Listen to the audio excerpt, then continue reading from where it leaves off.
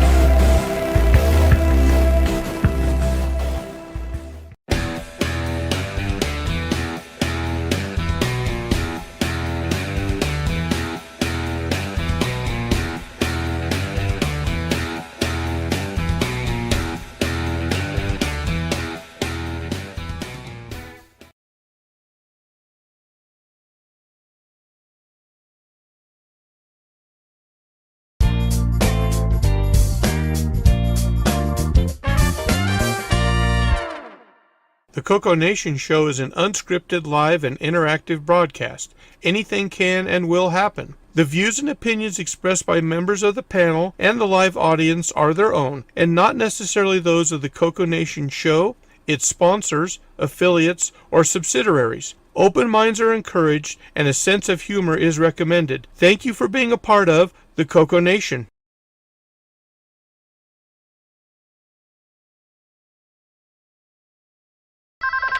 Radio Shack? Okay. What? The 80s called.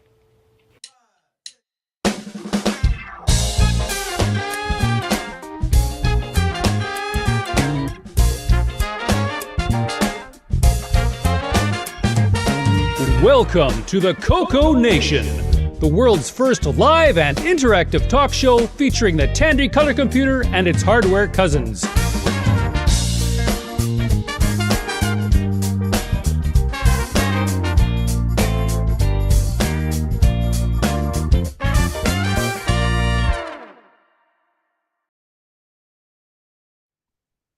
Hello, everybody. Welcome to the CoCo Nation Show, episode 336. How's everybody doing?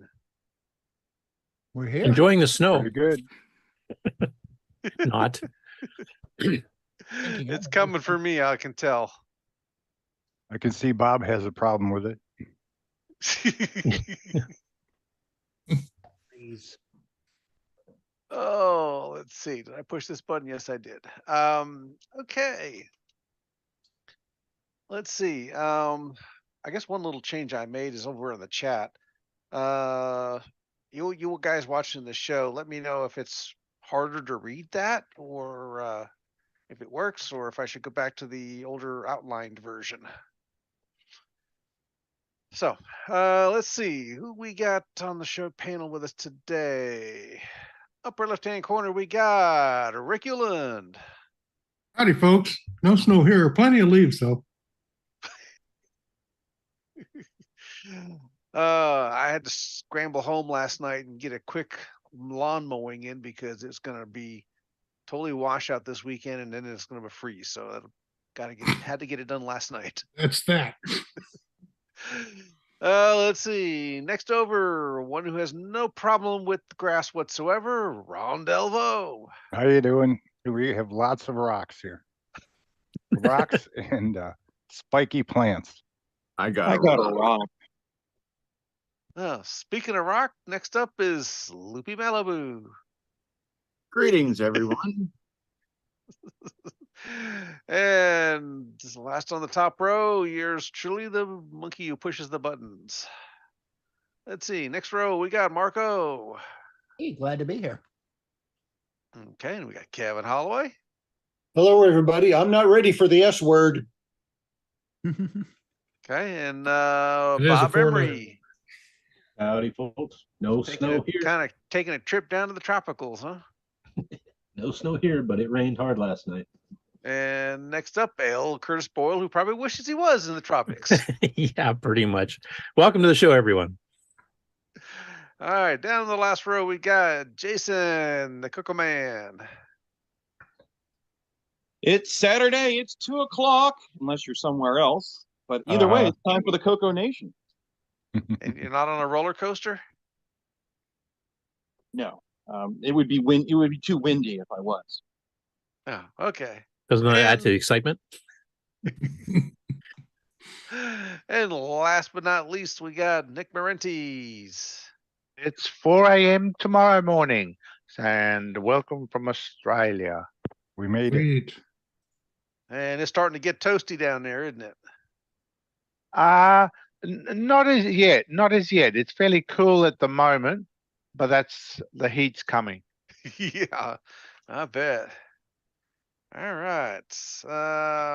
Let's see. First, MarkO. How's CoCoTECH coming along? Ooh, CoCoTECH, I'm up. Oh, okay. Excellent. Well, I've had people just falling all over themselves to join up and get in a slot. So first off was Mikey Furman with a couple ideas. They're on a calendar. We have a calendar actually on our main website, and you can go actually click on the days and see what they're talking about. Is there a subscription offer, like an ICS calendar, so people can actually get it automatically? Yeah, I don't know. Terry Steggy set it up. I know it's based off of Google Calendar, so I can probably find the link for that. Yeah, because it'd be nice to have a subscription to it so you just get automatically notified. Okay, I'll dig up a link for that so you can do that. So, but anyway, so coming right up on scheduled stuff. I should probably pull it up here. How much is this subscription? Beyond your means, mister. Just your sanity. Oh, well, it's beyond my means then, isn't it?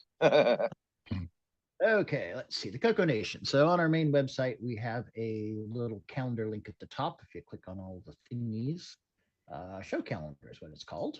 And it now shows up as a monthly view. And Everything should be in Eastern time, just because. So coming right up on the Lean toward the mic. Sorry. Yeah, you're getting pretty quiet there. Yeah, I usually face it here, but I'm way over on my other screen here. So coming up on October 24th, this is what is this one? That was the one I think that Sloopy just did here. Yeah, so go check that one out. Sloopy, what did you do in that one again? Just for people that haven't seen it yet. I worked on a CoCo 1 that belongs to Ron Delvaux. Yo, up here. Yeah, that guy there. So go check that one out. It's already an episode posted. So yes. Okay.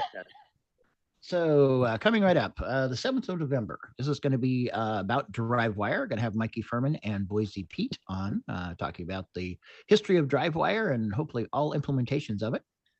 Coming up, these are all on Tuesday, basically at 8 p.m. Eastern. So it's going to be evening, couple hours.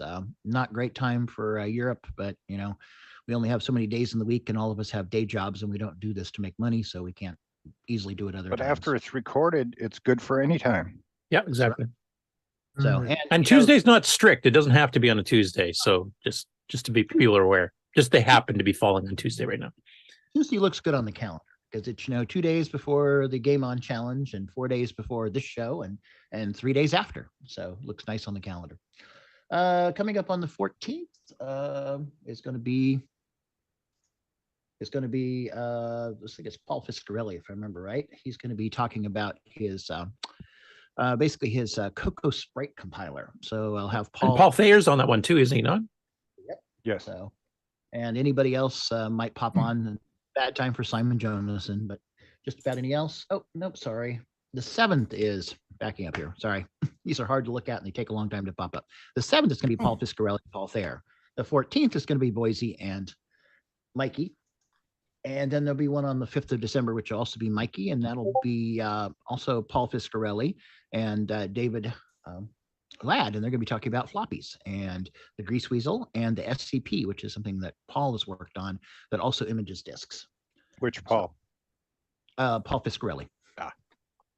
And then there's a new one popping up here. We just finalized the date here. I think it's going to be, we're going to do the 21st, which is going to be G-Shell over the last 35 years, the improvements in Nitrous 9. So we'll have a nice tour of that history with L Curtis Boyle and Rick Euland. Yep, and going through some new features that people probably, if they haven't read the docs yet, probably aren't aware of. A chance to see what it looks like and to understand what's going on. So that's what we have on the calendar so far. So again, it's Tuesdays. And again, this is the type of thing, I don't expect everybody's going to want to watch all of these. You're going to watch the ones you're interested in or the ones you're interested in later. And in the meantime, we're just trying to bring you some more content. Yep. And we are planning on doing some live interactive ones at some point, sort of like Q&As and stuff, just to break up the, concentrating on a software bit or a hardware bit type thing. So we'll figure those out. And as Mark mentioned in the pre-show when we were kind of discussing it, we're going to try to maybe have a few on the weekend to make it a bit more Dragon and European friendly. Yeah, I'd like to do a Dragon focused one, and I'll probably do it either. I'm on the West Coast, so I'm UTC -8. So it'll be early in the morning for me on Saturday or a Sunday, something like that. And that way we can get a bunch of people on from England. Yep. So any of you Dragon viewers out there, if you have any suggestions of topics to cover, maybe you want to cover, the Dragon Professional or the Dragon Alpha or the Dragon Meetup or some of the history of the Dragon or some programming tips, whatever, hardware upgrades, etc., just contact Mark and we'll set you up. I've been putting announcements in the Dragon group on Facebook, as well as the TRS80 Color Computer group, and of course the CoCoTECH group and the CoCo Nation group. If I may make a suggestion, Mark, maybe hit the World of Dragon forums. I don't know if you remember that yet or not, and just post on there, and hopefully you'll get some answers from there too. Yeah, good idea. I haven't posted there, but I should. So, Sixy just said something about feedback, WRT, the chat sidebars cutting off text.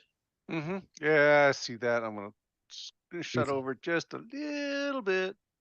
And Geek with Social Skills says read the manual. Who does that, Curtis? Pardon me? Geek with Social Skills says read the manual. Who does that? Well, that's the problem. Nick and I have noticed. What is this manual you speak of? Manuel. I've only got an automatic license. Also, Mark, I don't know if you saw, there's a couple of comments about your question that you posted about the change you did. I see about the cutting off the text. No, before that, like Mark Siegel and Tom Eric Anderson both said the old style looks better. Okay. Oh well.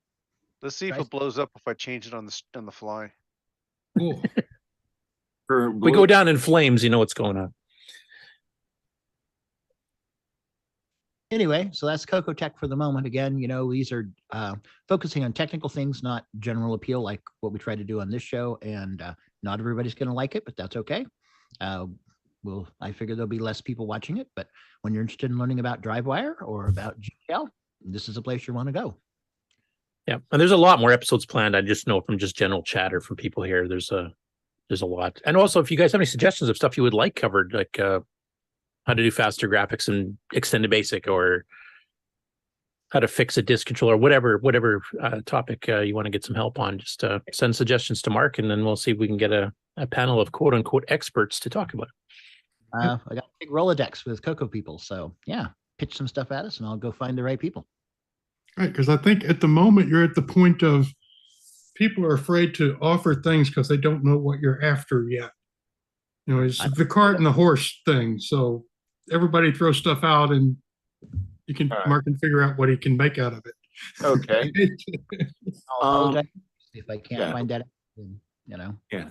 Mark, should I do my announcement here? Sure. Yeah. All right.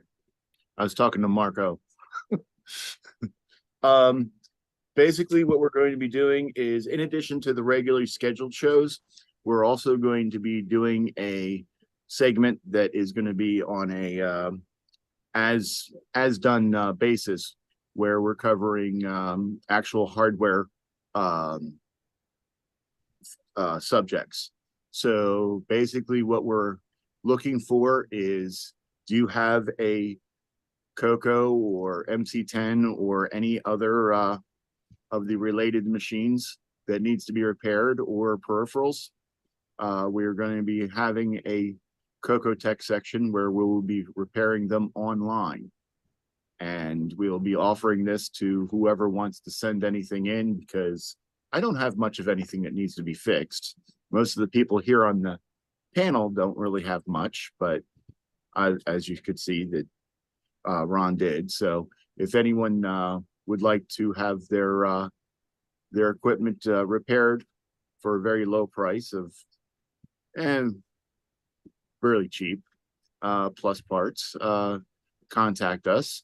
Also, we will be doing a episode on the equipment used for repairing.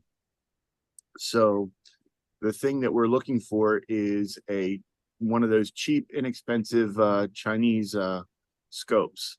So if someone has one they're not using or don't want, or decided, hey, this isn't for me, that you're willing to donate to the show, it would be greatly appreciated. Brand is not important. The idea basically here is to show that getting into at least diagnosing and solving and fixing simple problems is something that anyone can do. So we're just looking for just a small, simple one. For those that are familiar with Adrian Black on Adrian's Digital Basement, he did a review on one about a year or so ago. Then we're looking for something like that. Now, a quick question for you. Is this basically just to cover computers, or are you doing all kinds of peripherals? Like if your monitor goes, like if you have a CRT that you want to fix, are you going to cover that kind of stuff too? Or is it limited to certain things? It's only limited to CoCo and their hardware cousins. Okay, so actual machines, not peripherals, like if a disk drive controller fries or a multi-pack or... Yes, peripherals, anything that's any of the machines and anything related to them. So if a CM8 went, would that be something you'd cover? Yes, that's something we can cover. Unfortunately, parts for them are a little bit more difficult than most of the other pieces, but if someone wants to send in, I mean, I wouldn't recommend it because CRT shipments. Yeah, it's high voltage. They don't ship. Well, they don't ship well. They don't Yeah, ship. they don't- yeah, shipping CRTs is not particularly the best idea. I mean, if people want to have an episode on repairing CRTs, which the thing is that there are a lot of videos on repairing CRTs, and the thing is that it requires special skills and such, and so it's not something that I would really recommend for the average user, because Right. the voltages in your computer can hurt you. What's in a CRT can actually kill you. Right. Yeah, those things can bite. And the thing is that That'd be the most exciting episode ever. No, I'm just kidding. Oh, geez. And the thing is that when it kills you, it hurts the entire time it's killing you. Right. And it hurts badly. So a simple thing like maybe 3D printing a replacement door for a CMOS might be okay, but right. Right.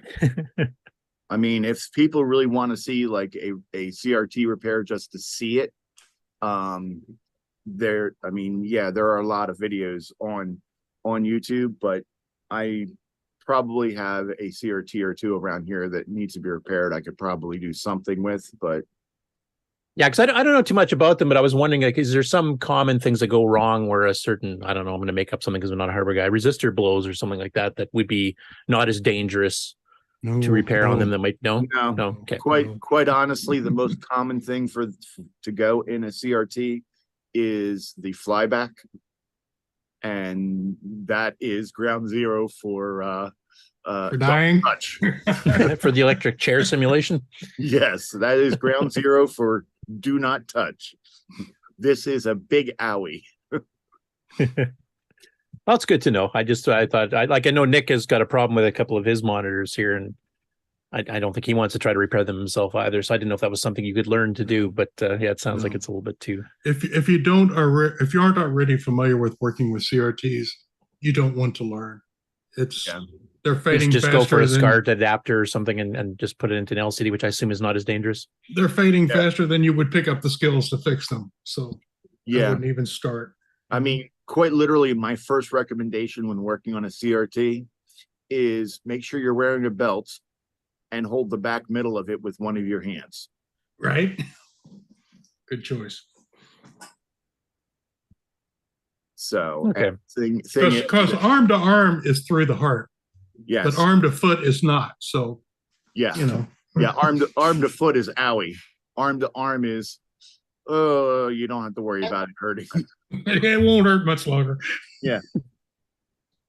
And just even though we're making light of the subject, I just want people to understand that this is a very serious issue. And yes, although we are joking about it, it is still, yes, seriously, you can kill yourself.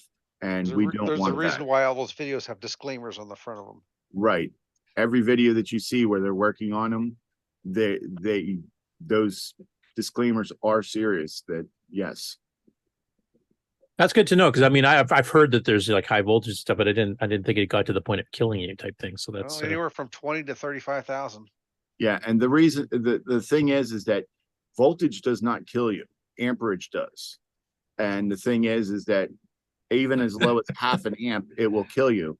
The thing is that normally when you touch like 5 volts, 12 volts, they don't hurt you because that voltage is low enough that it can't penetrate the resistive surface of your skin. But when you're talking 12,000 volts, 15,000 volts, 18,000 volts, which is the minimum of what you find in a CRV, that will easily go through your skin. And it can also go through like very thin, like medical gloves and such, if there's like micro holes in it. So even if you wear those, it's not safe. That's why you'll see electricians, they wear those thick rubber gloves when they're using high voltage, which is only like 500 volts. But even that is enough to go through like thin gloves sometimes. Right. And if you're thinking, well, you know, static shock is thousands and thousands of volts, but there's no amps. A flyback makes high voltage and relatively high amperage. And those two put together. And once it's got you, you can't let go. No, you can't let go. Yeah, because the amperage makes you clench your muscles. So as soon as you touch it a little bit, your hand goes right on. It's like touching a live power line on a pole or something like that, where you right. Yeah. Except the top ones. Yes, the top ones, the ones Right. that have the big gigantic ceramic. Not the low ones, yeah, the top Yes. ones. As 60 says in the chat, I had to live tune an Amstrad monitor with a pot not exposed to the user that sat under the ruddy tube. I was very careful, and frankly, Yes. I don't want to do that again. I don't. I have alignment screwdrivers. They're plastic and they're 6 inches long. Yes. I used to work on high voltage or voltage 12,000 transformers for neon signs. And the thing they teach you when you first start working with that stuff is you use the back of your hand because when you clench, it goes. The opposite direction. You can't clench backwards. Right. Yeah, I guess you don't really think about it, but a lot of the stuff in the human body, including how muscles work and your heart rate stuff, is all electricity based. So you start throwing this heavy electricity, you're just going to screw everything up. Yeah, they would send us out to fix a neon sign in the rain, and we would turn it down. Check this way. Of obvious problems with that. Yeah, and as Kevin Holloway says, electric fences are pulsed, so they're not constant voltage. They're pulsed so that you have a chance to let go. A millisecond. And and they're very low current too. It's way different. Once you get the current going, then it's not surface on your skin, it's through your body, not around you. Yeah, and that's way different. And you don't want to touch one of them either. Well, it sounds like if you did repair a CRT, it would be a exceptional show that everybody would want to see. There's always that chance of things going Maybe he'll right. die on screen. Hey, Ron, So in other words, no. I got a monumental idea. How about I teach you how to do it, and you just come over, and I'll tell you what to do, and you do it. Yeah, I'm trusting. And then one of those old console color TVs. Yeah. Okay. No, I didn't know all that, so that's good to know, because I know some people have asked about repairing CRTs because they like some of the LCDs and stuff. They kind of do the fake artifacting vertically between the scan lines to give that soft transition between them instead of the hard black lines that some of the emulators and stuff do, and they prefer the CRT. Yeah. Curtis, you know how you had a bad day when you burnt your hair? No, it was just an average day. That wasn't a bad one. If you go and work on a CRT and it doesn't go well, you're gonna have an afro. Is that what you're saying? You're gonna have bad rest of your life.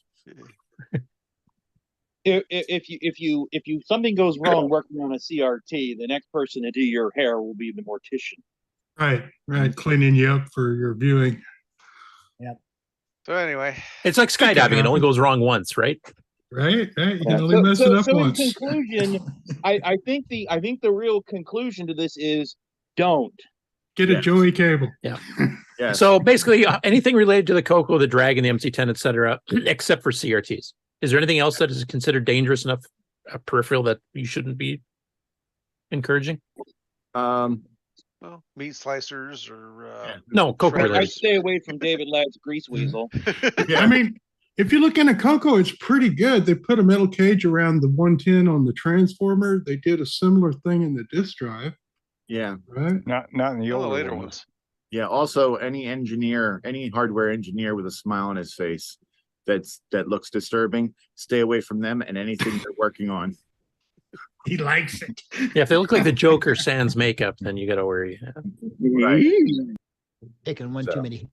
But yeah, any hardware, computers, disk drives, multi-packs, DS69s, floppy controllers, anything. And as I also said, if anyone has one of those inexpensive Chinese scopes, we'd like to do a show on one of them. I have a full scope, but I want something that people can get for under $100. That's to show the usefulness of using one. Because when I was working on the CoCo 1, you could see I gave you tips on how to get around it, but sometimes it's just better to just have a scope. And considering you can get them for $60 to $80, it's not a bad thing to have. Even if you're just diagnosing and you can't do the repair yourself, you can at least get a general idea of what is wrong and what needs to be done. I mean, on the CoCos themselves, you need to be careful of what you're doing. On CRTs, you have to be extra careful. Yeah. So it sounds like that's not a subject we would want to cover on there anyway, because it might encourage people to hurt themselves by accident if they're not experienced. Places they shouldn't. Yeah, even opening up the CoCos, you still have, especially like the earlier CoCo 2s, you do have some exposed AC terminals, which is why you usually find that they're taped up after the first time you reach over for the power switch. And the CoCo ones are getting old enough, the shield over the transformer decays off, and so that will expose some terminals. It may be not instant death, but it certainly will wake you up. Hey, Sloopy, Frank made an offer. Lynn Harris? Where? I didn't see that either. Yeah, Frank, do you understand which scope I'm talking? What kind of scope I'm talking about? I think that for some reason I own 6 of them. Is that one of those? It's the box that you plug into a computer or something that makes a scope that's like $60. Yeah, some of them have that, like the 2 or 3 inch little display. Yeah, about the size of a Game Boy. Yeah. Can't you just use a Vectrex and do a little trick with it? Yeah. Those are probably rarer than the scopes. Honestly, you could actually use a regular TV as a scope. But the idea here is that I'm trying to show people that you don't need super expensive high end. Yeah, hundreds of dollars of stuff. Yeah, Frank. Cool. You understand what I'm talking about. I'm just like looking for one of those cheap ones that like O1 or something to show people. You want this really bad scope to do a demo with? Sure. I'll send you that. You can do or do not. I've used one of those before. It's yeah, it works. I mean, it's not the greatest thing, but it would be better than using a multimeter. Well, and for my case, I don't like tying up a computer screen to make the scope display because I'm usually using the computer screen for other things on my shop. Right. So, that's why I had this thing. But then I got a regular scope, so I'll loan you this for a while. And there's one. Maybe you'll have a couple to compare and say, this one really sucks. This one's okay. So in lieu of that, even if you have just a and the beeper, probe, yeah. If you have just a probe, it can get you quite a ways. Right. It's the company, man. That's right from the proctologist, isn't it? Yeah. And, no, it's a Micronta. He's a company man. He's got the good stuff. That's right. It's a Micronta. Anyway, it looks like Sloopy, you've got multiple solutions coming your way now for that. So good. We can take that offline as far as making the negotiations of which ones from whom. Yeah. Well, he still was successful fixing my computer, so I thought that was pretty good. Right. Yeah. Frank, my address is in Discord DM for you. So now originally we were going to have Brian Weasler also talking about some stuff, but then he had to run off at the last minute. So if he comes back on later, we'll throw it to him. But I do believe we have a Ron's Garage this week. Yeah, let's do it. We do. Cool.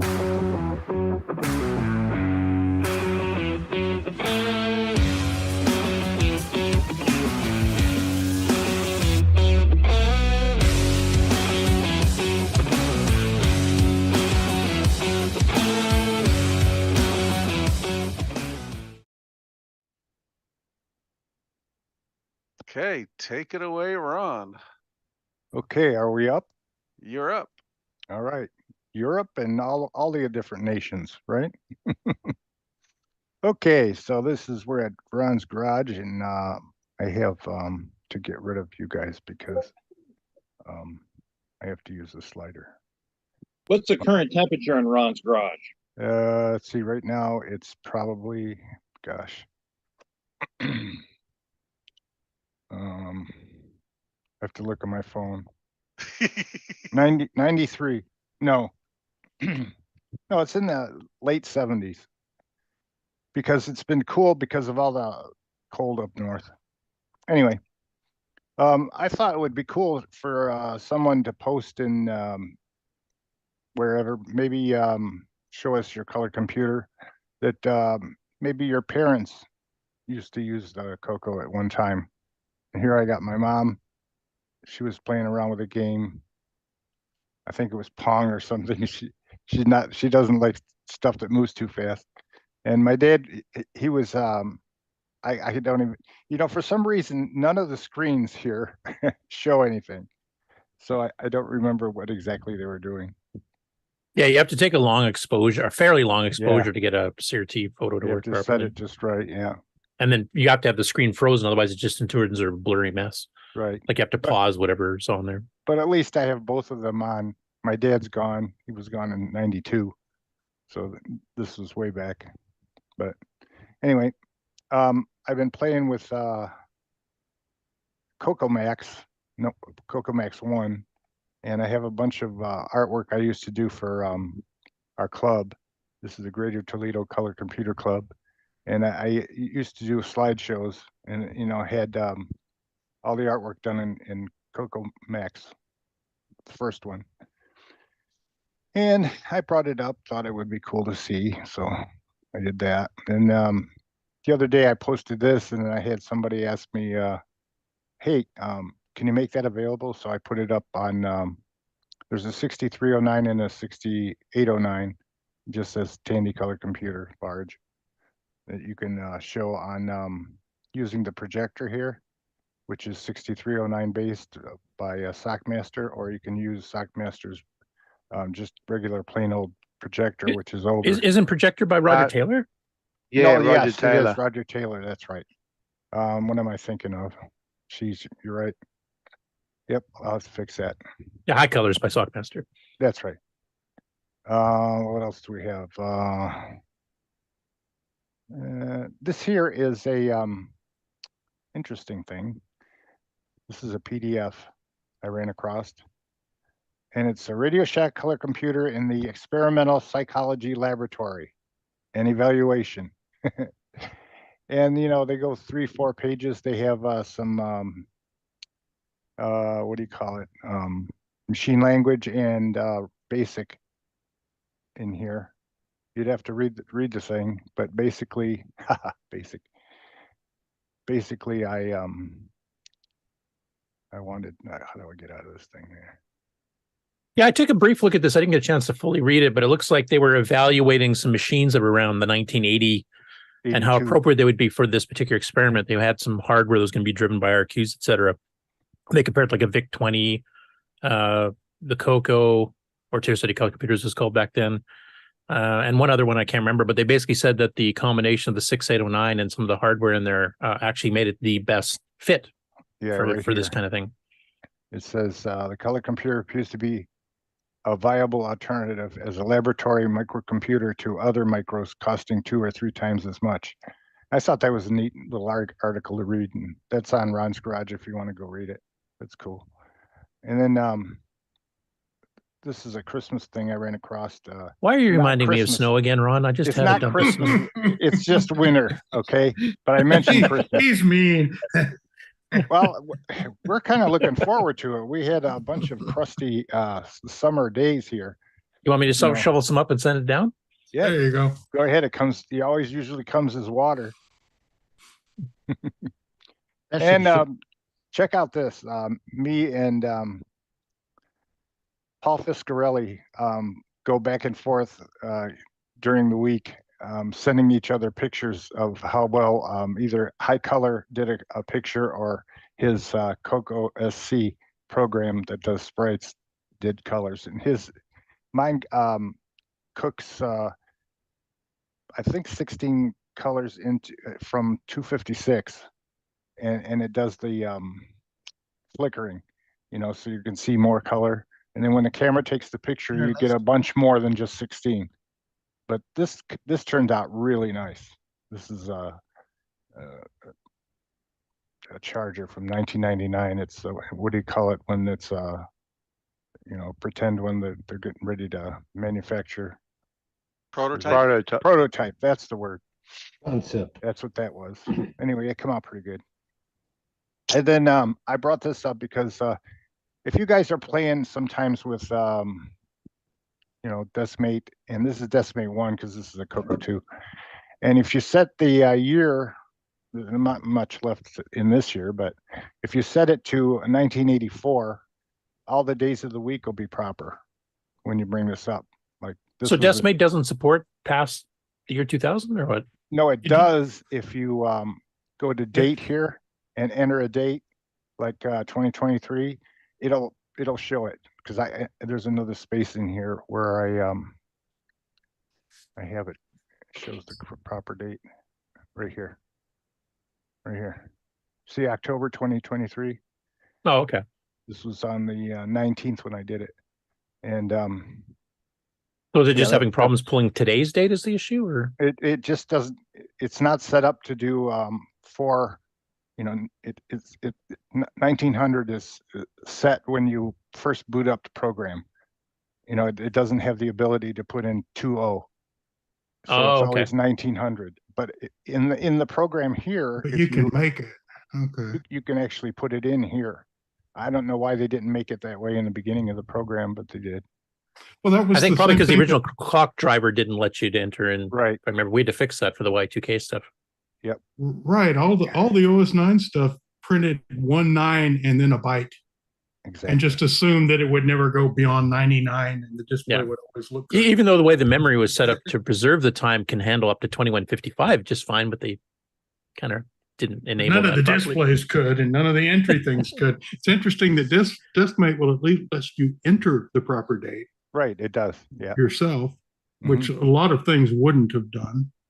So and what's cool is some of my discs over the years have had different things I put in, and you look at the file name, and I usually use the file name with the date on it. And if I put the date in, all that data will come up. Like the thing I'm going to show you in a little bit. Another thing that's interesting is I had a controller back with, this is CoCo 2 based stuff. I had a controller that was disto, and it had 4 ROM spots in it, 8 CDOS, Radio Shack. That's disto zone. Yeah. Yeah. And I had burned a EEPROM back in the day and put ADOS on it with my own words, come up, and it was set for faster drives. And if you hit control and a letter, you could store words like I had my CompuServe number in it and stuff like that. And that was really cool to have back in the day. It was like advanced, I don't know if any other computer stuff, computers in the world had stuff like that, but we felt that, we were doing leading edge stuff, And the cat command here is cat, and cat1 would do like dir/w does in DOS and puts it sideways. Not any more cats. No more cats. Yeah, short for catalog, which was the way you got a directory on an Apple II, if I remember correctly. Oh, really? Oh, well, I'm not Seems familiar. Yeah. The only thing is, when you program ADOS, you could make it so that it would not hang here. And I didn't know that. And at the time, it'll hang. And then if you go to type in run to pick a program, it leaves the R off because it takes one step to bring up the prompt properly. And I didn't do that, and I regret that part, but I know it now. And this is what CDOS looks like with a clock. What do you call it? A real-time clock inside the controller. And the weird thing about this is it's day, month, year, which is kind of dumb. No, that's the way we do it. Yeah, so that's pretty well the entire rest of the world does it, actually. Right. Yeah. It's like Celsius versus Fahrenheit. Yeah. Well, the rest of the world's wrong. What year is it? The 23 or 24? Or what month is it? It gets bigger and bigger. They have the same problem reading our dates, though. Yeah, if you have 5/6, is that May 6th? Is that June 5th? Is that? Well, why don't we record time as minutes, hours, seconds then? And if you'll notice, this is this CoCo 2 I have is T1, so the zeros have a slash in them. And the output of the screen is real nice on this. This is an Insignia TV, and it's channel 4, and it looks good. Yeah, it's too bad you didn't make that CDOS burned in with lowercase titles and stuff. Yeah. Show off the T1. Well, by the way, there's a comment from Mark Siegel for you there, Ron. He says, besides Ron, no one has used Decimate beyond 1999. Yeah, true. Yeah, just me. I made these up years ago, and if you know me all these years, you've probably seen these 100 times that I've posted them. But it just reminds you back in the day when you used to wait for these to come in the mail, and or you can get them at Radio Shack, or they were at bookstores. And you know, I would go with my wife to the bookstore, not thinking that there's a rainbow there. And then after being there like 5 or 10 minutes and stuff, and then I'd like wake up and realize that, geez, I should go over there and look, and there it was, and I'd get it. And you have to pay the big bucks. I think it was $5.95 or something back then. And now it was cheaper if you subscribe, though. Yeah, I wonder how much it would be now. You know, if this thing was published now. This I did in 2017. But you know, it would be. What are magazines now? They're not cheap, are they? I don't even know. I haven't bought a magazine in years. I don't know if they exist. I've seen them at airports. I just never looked at them to buy them. But they're like ad folders. They're not really magazines. Yeah, exactly. By the way, Kieran, of course, is from the UK talking about dates here. He said, yeah, the old US date format was insane. Thankfully, everyone uses YYYY-MM-DD now, which makes sorting dates a hell of a lot easier, too, I might add. It does, yeah. Yes, it does. And this was when we had our show. To just have the single frame of when he actually got it working, and it's colorful, and there was 5 chips that were bad evidently here, memory chips. And you probably cover this, you guys, in the show here later, will you? Anybody? No. Well, we mentioned before that the episode that Sloopy did is up and available, which was repairing your CoCo. So yeah, okay. So that's about it, guys. I guess I don't know what other stuff I have. Oh, this thing is interesting. The Strong Museum of Play, and they have you know, it has computer stuff in there. I haven't had a chance to look it over, but it's from Rochester, New York, where I used to live. So I thought that was interesting. The other thing was, where was it? Oh, I did. You know who this is? Hedy Lamarr. Was she a beauty or what back in the day? Anyway, this picture came out pretty good. Her eyes are pretty. Right. And a code creator, as I understand. Yes. Smart. She was very smart. And we had the eclipse a while back in October, and I covered that on my Ron's Garage, and I did it on high color. And what else? I think that's about. I haven't been on in a while. That's Columbus Day. I put my logo on a rocket. I thought I'd have a satellite go up and remove all the satellites that are going around it. Have you guys ever seen how many satellites in a row you can see in the evening? If the sun's just right, it's terrible. Right. And back in the day, this is like 1999 era, there was a radio personality that had, he wanted a computer. I used to do computers for Soyota Computers in Rochester. And I told the guy one day, I says, you know, I can paint one up for you. And he goes, okay. And then this Godzilla was out, the movie, and I was able to, you know, be cute and put this on the, I guess I don't have a full picture of it, on the case, along with maybe a hand. The guy's name was Brother Wheeze, and on his computer, I had scales on the side, and on the top it said world's fastest computer, because back then it was 900 and something megahertz, and it was a big deal back then. Oh, there it is. There's the face, a little better. So that's about it, I guess. There's a space station with a CoCo in it, thanks to Paint Shop. Anyway, oh yeah, we were talking about computers in school, and this is from Rochester, New York, school district, and I don't know how many they had there, but this shows 9,801 as a like serial number, I guess, for theirs. Asset tag. Yeah, and you can see the computer's been worn. It's a 16K, I think. It doesn't say. I didn't. Yeah, it might. I might have it written here. Yeah, 16K extended color basic, which is weird.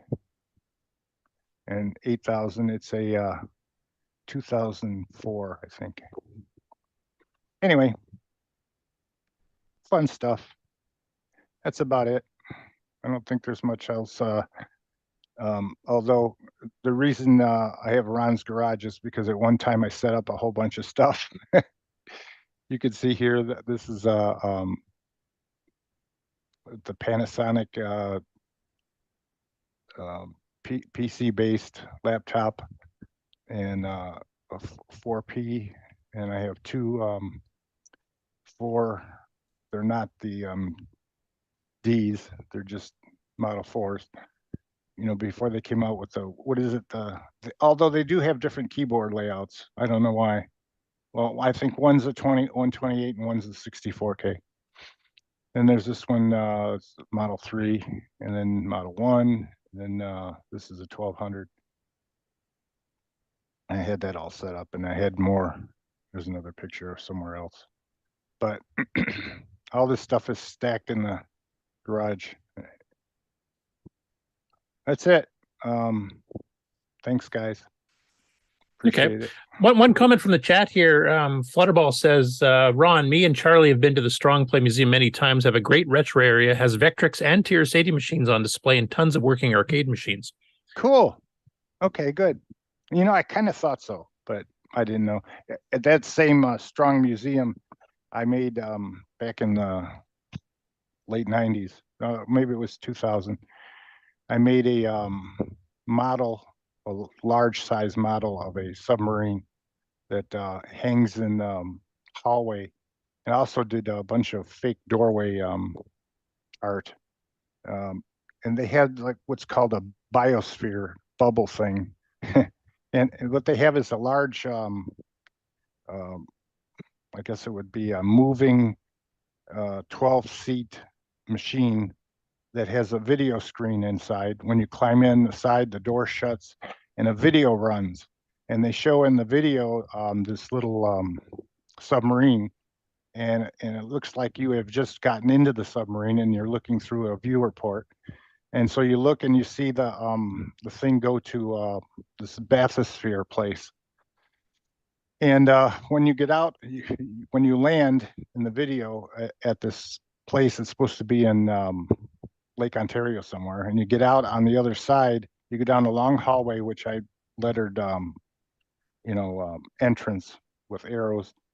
And then you go up these stairways, and each of the stairways had 1, 2, 3, 4, on the wall with what looked like styrofoam panels that looked like submarine doors, and I did all that. And then if you go into the schoolroom, they had a setup of what looked like a laboratory, and the kids can do different experiments and things. It's like a school thing you'd go to. The kids would go to a school. What do you call it? When the kids go on a thing. Field my trip. brain isn't working. Field trip. Yeah, exactly. They go out. They go to this museum, and you get on this thing, and you go up the stairs, and you do the reverse. You go down the stairs, go in the machine, and it shows you going back in the submarine to the base, and then you get out. And it was pretty cool at the time. And I don't know how I found out about doing the work. Maybe because I did signs at the time and somebody knew me, I don't know. But it was like an $8,000 project for me. And it worked. They actually took the submarine I made and put it up in the ceiling of the hallway where you go up all these stairs and you see all these panels, and each floor was like 1, 2, 3, and at the top was this large submarine in the ceiling. So that was all, PC days before. I don't know before what, but we didn't do much computer stuff in it. We had thought about having batteries in the submarine I made so that lights would light up, but there would be no way to charge it. There's no electric around, and back then we didn't have a lot of LED stuff that I knew how to do. So.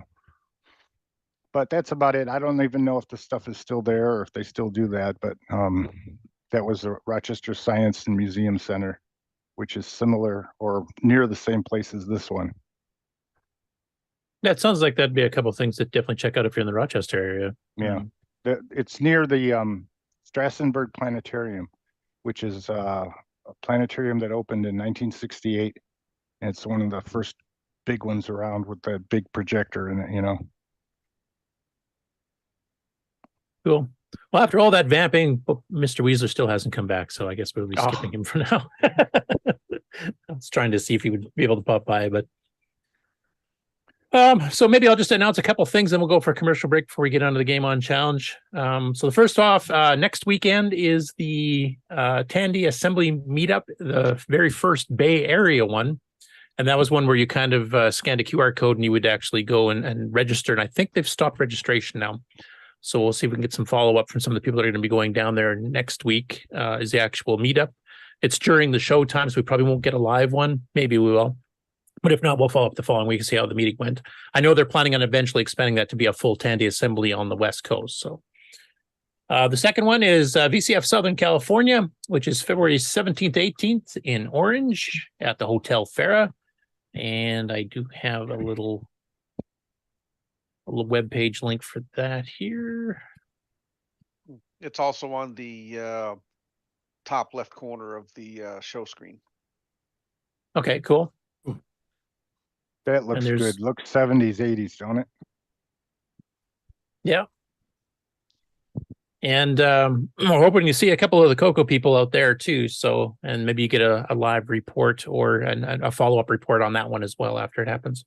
And then, of course, we've got CoCo Fest, which I think Grant's planning on coming by next week to kind of talk about it a little bit if he can make it in the first weekend of May.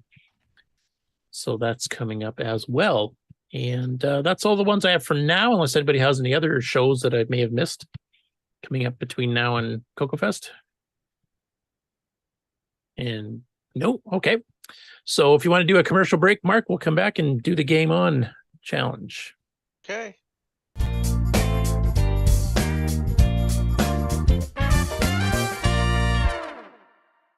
Hey, Amy. Hey, Taylor. We're watching the CoCo Nation Show. Yeah, we are. Woo! You should too.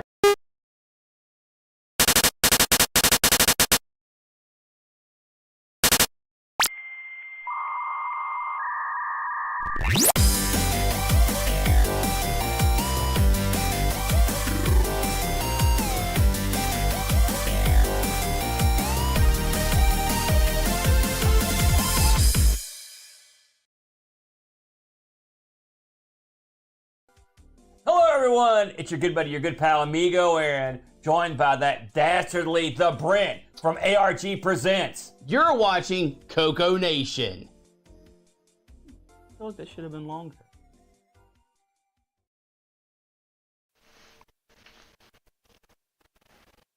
The CoCo Nation Show would like to thank the following patrons: Alex Gayer, Brendan Donahue, Brian Walsh, Brian Weasler, Kieran Anscombe, Coconut Bob, Daddy Burrito, Diego BF109, Don Barber, Eric Canales, Glenn Hewlett, Graham Wapke, Grant Leedy, Henry Strickland, Justin Larson, Ken Reichard, Kevin Holloway, Patrick Euland, Paul Fiscarelli, Paul Shoemaker, R. Allen Murphy, Retro Tech Time, Rob Inman, Rocky Hill, Steve Batson, Terry Steege, TJ B. Chris, Tom C., Tom Gunderson, Tom S., and William Athing. Thank you so much, patrons.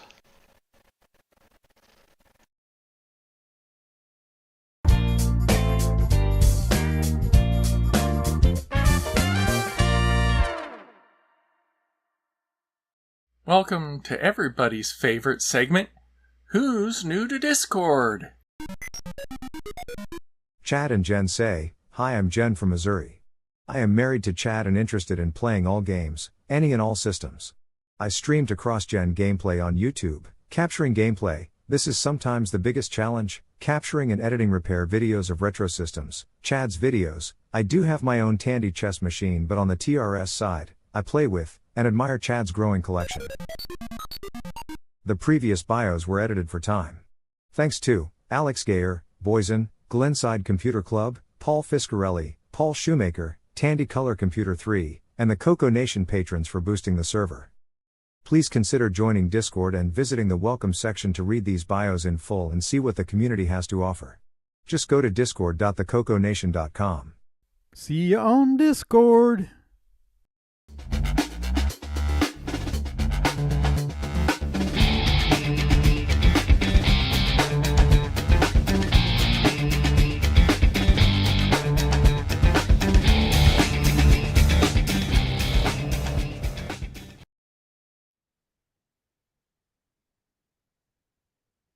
All right, Sloopy, you're up.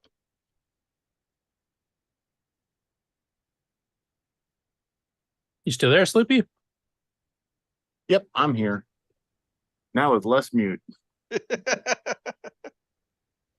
All right, let's see here. Share screen. Let's see here. Which one do we want? We want to share this one.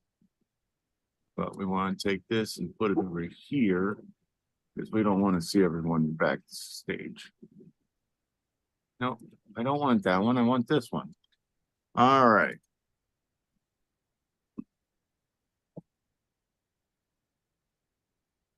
There. All right. We played Lunar Rover Patrol, which was game number 189 in the list of all games played by the Game On Challenge.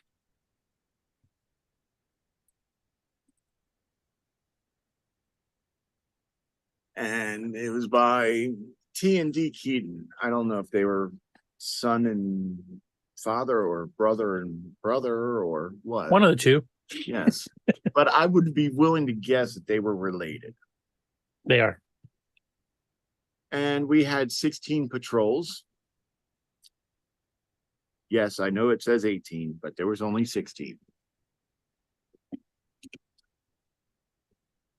At 16th place, we had MarkO, who played the Apple II version. Yeah, more than that. With the Apple II. That was the way I got with the CoCo. It was what? I got 150 with the CoCo. Oh. I read it. My bad. My apologies. I didn't really read it too closely. I thought it said I made the list. Move on. Okay.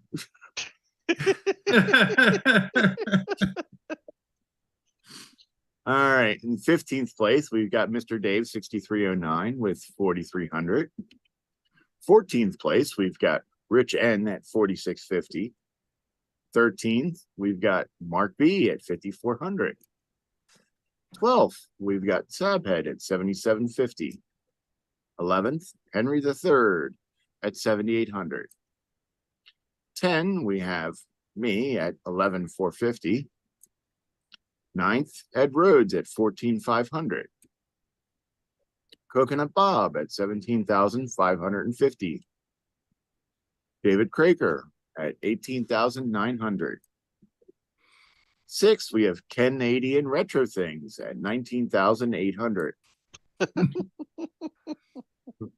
Oh, there's a typo there. 5th, we have Nerf Herder at 24,100. 4th, we have Jim Rye at 27,200.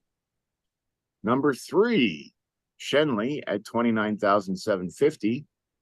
Number 2, L Curtis Boyle at 49,950. Curtis, couldn't you just get 50 more points? I tried 2 weeks in a row, got the exact same score. That just sucked. All right. And the number one patrol is Tasman at 57,150.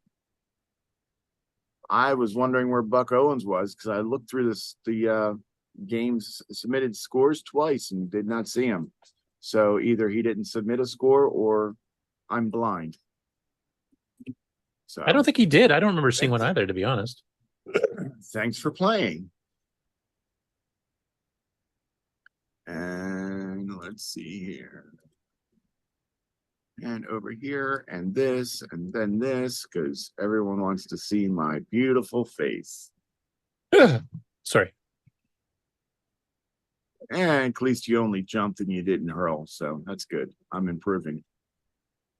It's the backdrop that saved you. Yeah. Common green. Yeah, exactly. And my cats are asleep, so you're safe for a minute. So the game was kind of popular.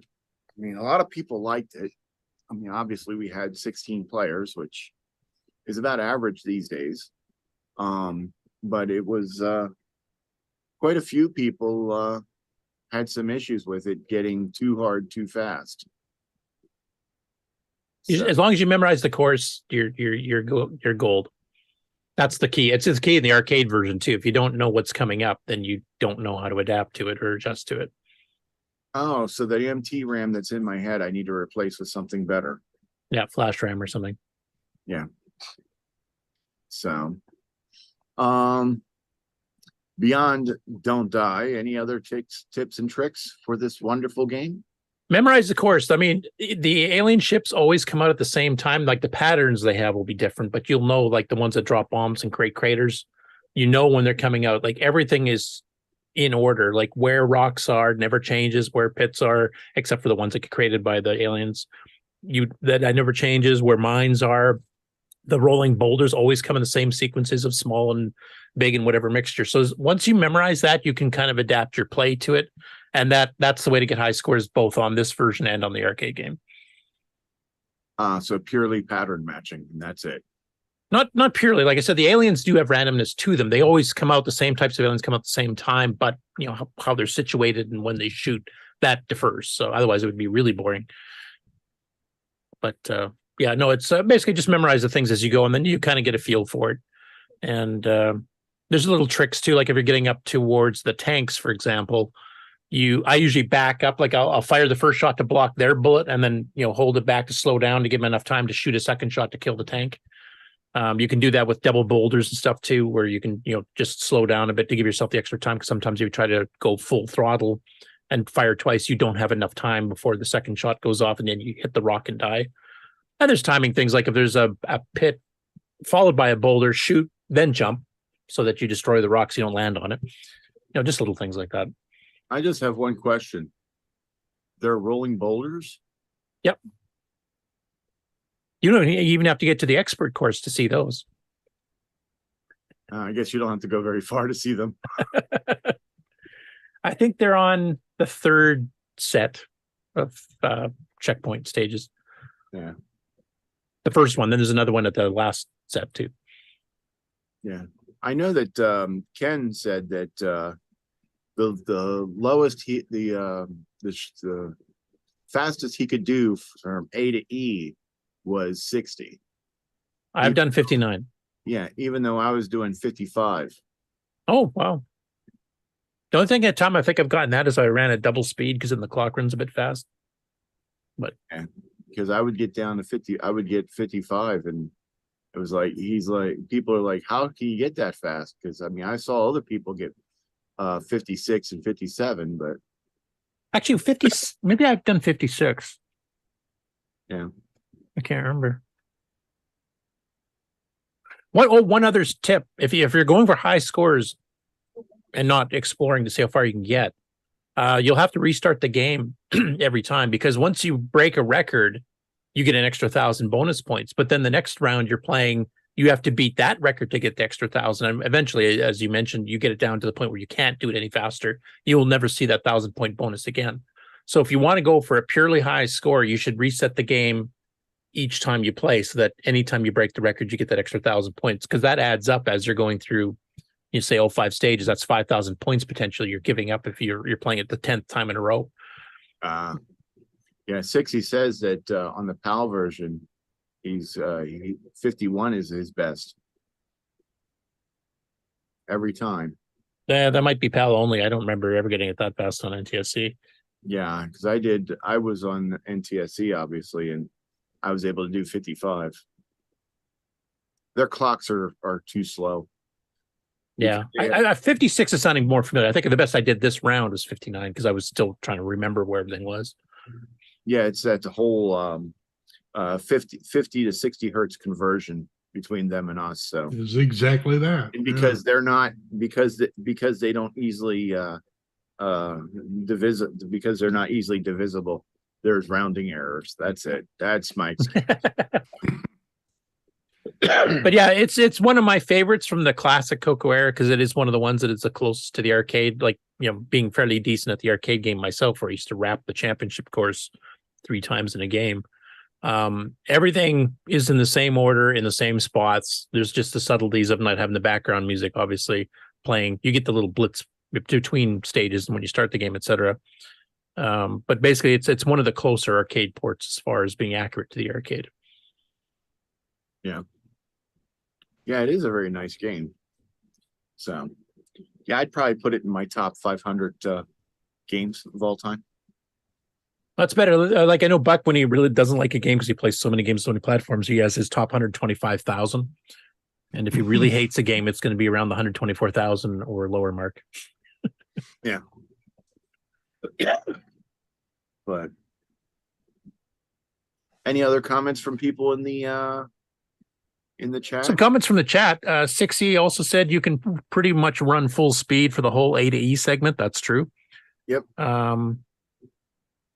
Scott Cooper said, that's Tasman, says, I like how the game goes from beginner's course to expert course. That's following the arcade game, which it was beginners and championship course is what they called it, but the same thing.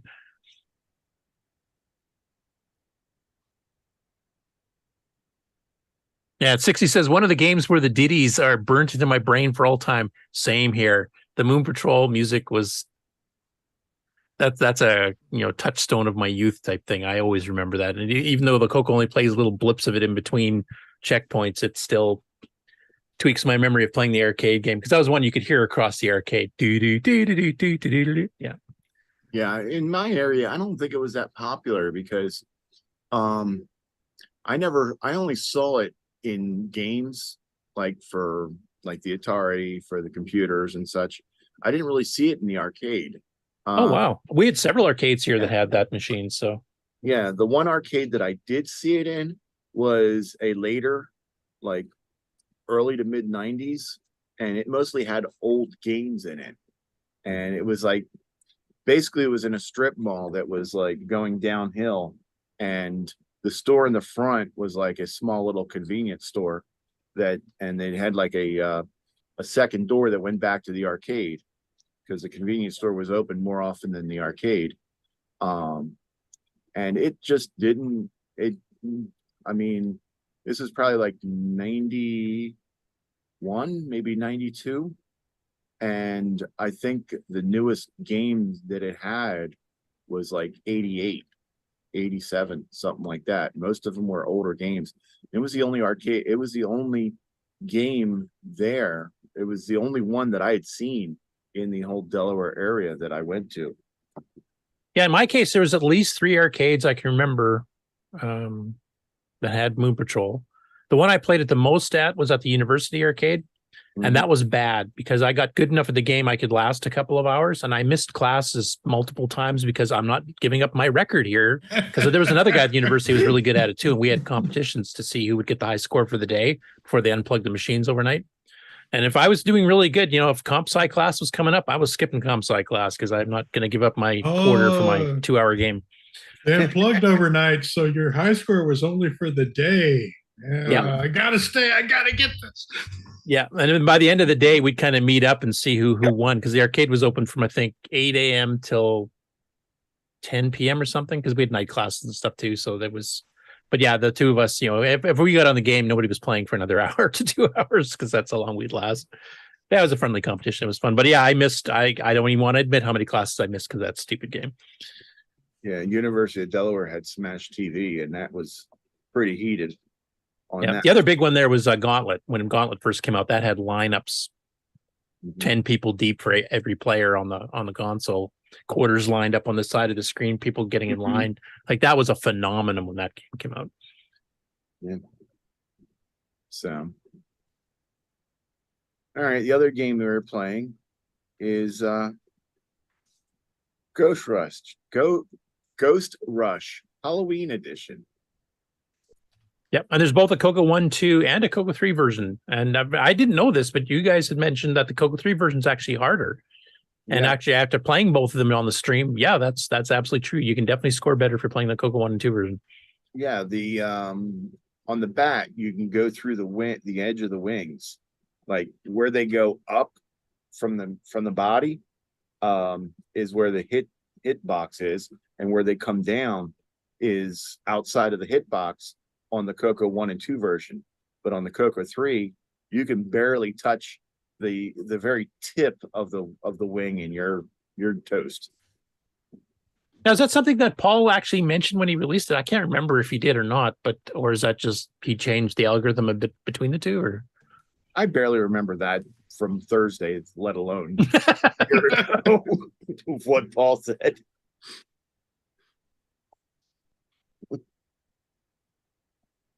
Yeah, because he's done several versions of Ghost Rush. He's got the regular edition, he's got the Christmas edition, he's got the Halloween edition, and the graphics are quite nice for the Halloween edition. Even the CoCo 1 and 2 artifact version of the game looks really good too. Just the colors and stuff are kind of the blue and the orange, black, white. Does pretty good Halloween colors like pumpkins and stuff. So, and the CoCo 3 version, of course, looks really nice on it, and it's a fun game. It's how do they word that? Simple to play, hard to master. It's kind of that style of thing. It's like there's one control, the button. All that does is change your direction. Definitely worth it. It's a free download from Paul, and even if you want to just put it out for the kids at Halloween, they can probably, you distract them from actually wanting to have candy by letting them play that instead, and you keep the candy for yourself later at night. Absolutely. I mean, it's called because when my kids were young and would go trick or treating, they'd have dad tags. Right. That's for my kid brother. He's too young. He's sick or something. And now it's for dad. Yeah. I mean, I would tax kids directly. Anything that was orange and said Reese's, that was like right off the top. It was funny. I saw on Facebook somebody had mentioned that one. I think it's probably a joke, but maybe it's serious. I don't know. But they said they had one house is actually set up for both adults and kids, because they give the kids candy and they give the adults little airplane-sized bottles of tequila. To take along the walk. Yeah. When I lived in New Jersey, there was a house one street over. They would have a pitcher of hot, fresh cider. They would get it from the apple orchard about 10 miles away, and they would have it hot. And they would give you a little 8-ounce cup, and pour it about 2/3 full of the hot apple cider, and then the other third was either air, or if you did not partake, or the top was filled with Applejack, which is an apple schnapps. And they had free refills. This was back in the day when Halloween involved things that weren't surgically sealed in packets from the factory. You were allowed to give people regular food and things like that, which you can't do nowadays. No, unfortunately not. So yeah, but that was an interesting take. I'd never heard of doing that type of thing before. It sounds like that actually did happen. So nowadays they just want gift certificates. Yeah. Right. It's too bad that the things have kind of deteriorated as far as that goes. I still like the candy though. I have a sweet tooth that especially anything that says Reese's. Yeah, unfortunately my children are grown, so I can't dad tax them. Right. But then my children are grown, so I don't have to spend as much money, so I can buy my own. Yeah, I still give it away to the kids. I mean, our neighborhood's getting older, so there's not as many kids. We used to get like 150 to 200 a year. Now it's down to like 60 to 70. But the little ones, you like seeing the costumes and stuff there. And I did, to take us back to CoCo, way back in when the CoCo 3 first came out, there's a little Halloween demo I've uploaded to the CoCoPI Archive. It just basically draws 6 pumpkins on the screen on the 640 by 192, and then it flickers the eyes and stuff to make it fake like flames. Inside the jack-o'-lantern type thing. And I used to put that up in the window as the kids were walking up the house. And some of the really young kids who weren't that familiar with computers totally forgot about the candy because they saw this animated little thing going on, and they'd sit there and stop and stare at it. And then the parents, come on, let's go up to the door so you can get some candy. Just a minute, Mom. And they'd sit there and watch it for a while. So yeah, that was kind of cool. But you could do that with Ghost Rush too.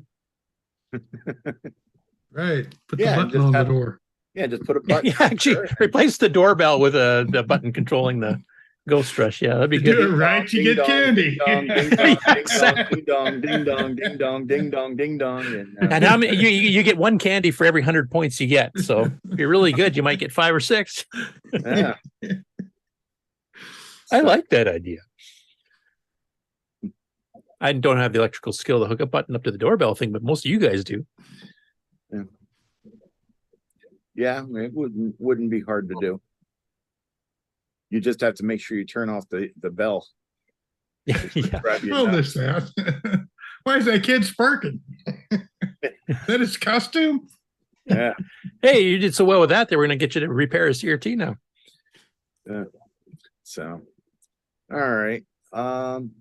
Any other words of wisdom about Ghost Rush?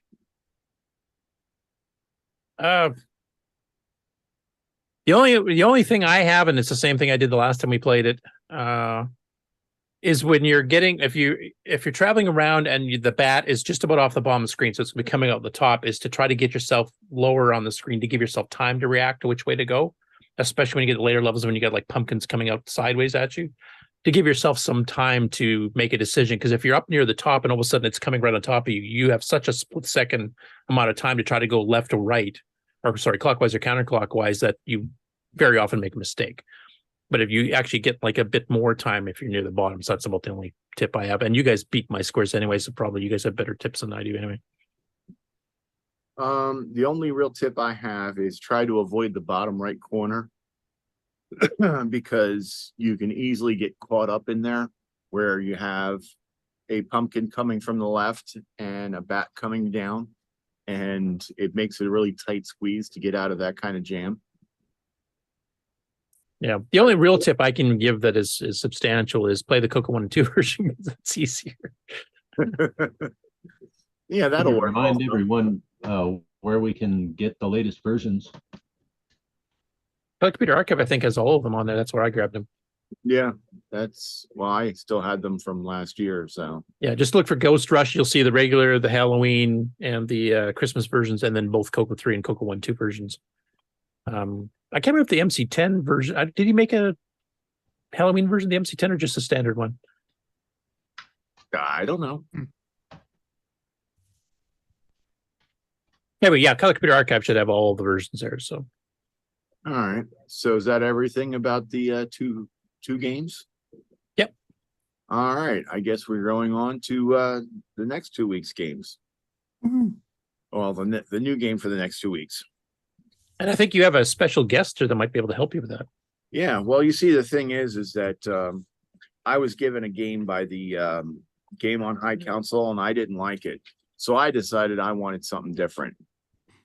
So I decided that I was going to go with, where is it? And, there it is. So the game for the next 2 weeks is Google. What a game. Neutroid Reloaded. So to explain more about it, we have the man, the myth, the legend himself, Nick Morentes, to tell us all about it. Nick? Hey, g'day everyone. Neutroid, let's talk about Neutroid again. Yeah, Neutroid's the game I programmed this year.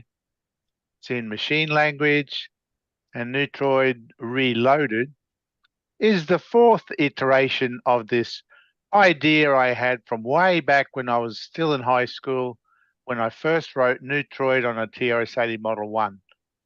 And 4 versions later, this is the final penultimate version. This one works. So Neutroid Reloaded is designed for all CoCos, CoCo 1, 2, and 3, as well as the Dragon, and it should work on any CoCo compatible computer, I guess. And you need to have 64K of RAM. Is the only main thing you need there. So yeah, you don't even need joysticks. You have the option of keyboard play too, right? Well, yeah, it lets you choose between joystick or keyboard, and whichever one you prefer, you play with that. It features 2-channel sampled sound effects. The sound effects I'm particularly proud of in this game. They sound really, really, I don't know how do you describe it? Very electrical, very nuclear. The game they're much improved from the previous versions of Neutroid. If anybody's played those that were free downloads. Oh yeah, no, the sound effects are good, and there are 2-channel digital sound effects. The game uses semi-graphics 8, which gives 8 colors on a CoCo 1 and 2. 9 including black.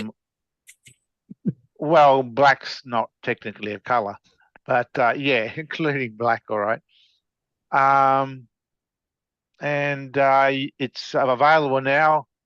I have it for sale off my website at www.nickmarentes.com, and you can get a digital download, which is basically I email it to you for $7 US, or if you're a collector, you can get it on in a CD box on a CD, which of course you can't load on the CoCo, but the CD is all color printed and there's a little instruction sheet inside, and it's for $15 US. And on the CD, you do also get all the other versions of Neutroid as well, as an extra. So including the TRS80 Model 1 one, if you want to try that version, out. That's right. So if you have an emulator for a Model 1, it'll run in that as well. If you want to see where this whole thing started from and follow the evolution of the game up to Neutroid Reloaded. What else can I say? I can say that after almost 40 years, he finally got it right, folks. This is a really good version. It's got, let's say it's got quite a few improvements over the original. It is easy to play because Neutroid's always been considered a bit hard. And Neutroid Reloaded was simplified a lot more. I don't know if anyone has already on the panel here has played it. They could comment whether they've found it easy. But Sloopy, you're up. I thought it was a great game, and it was really easy.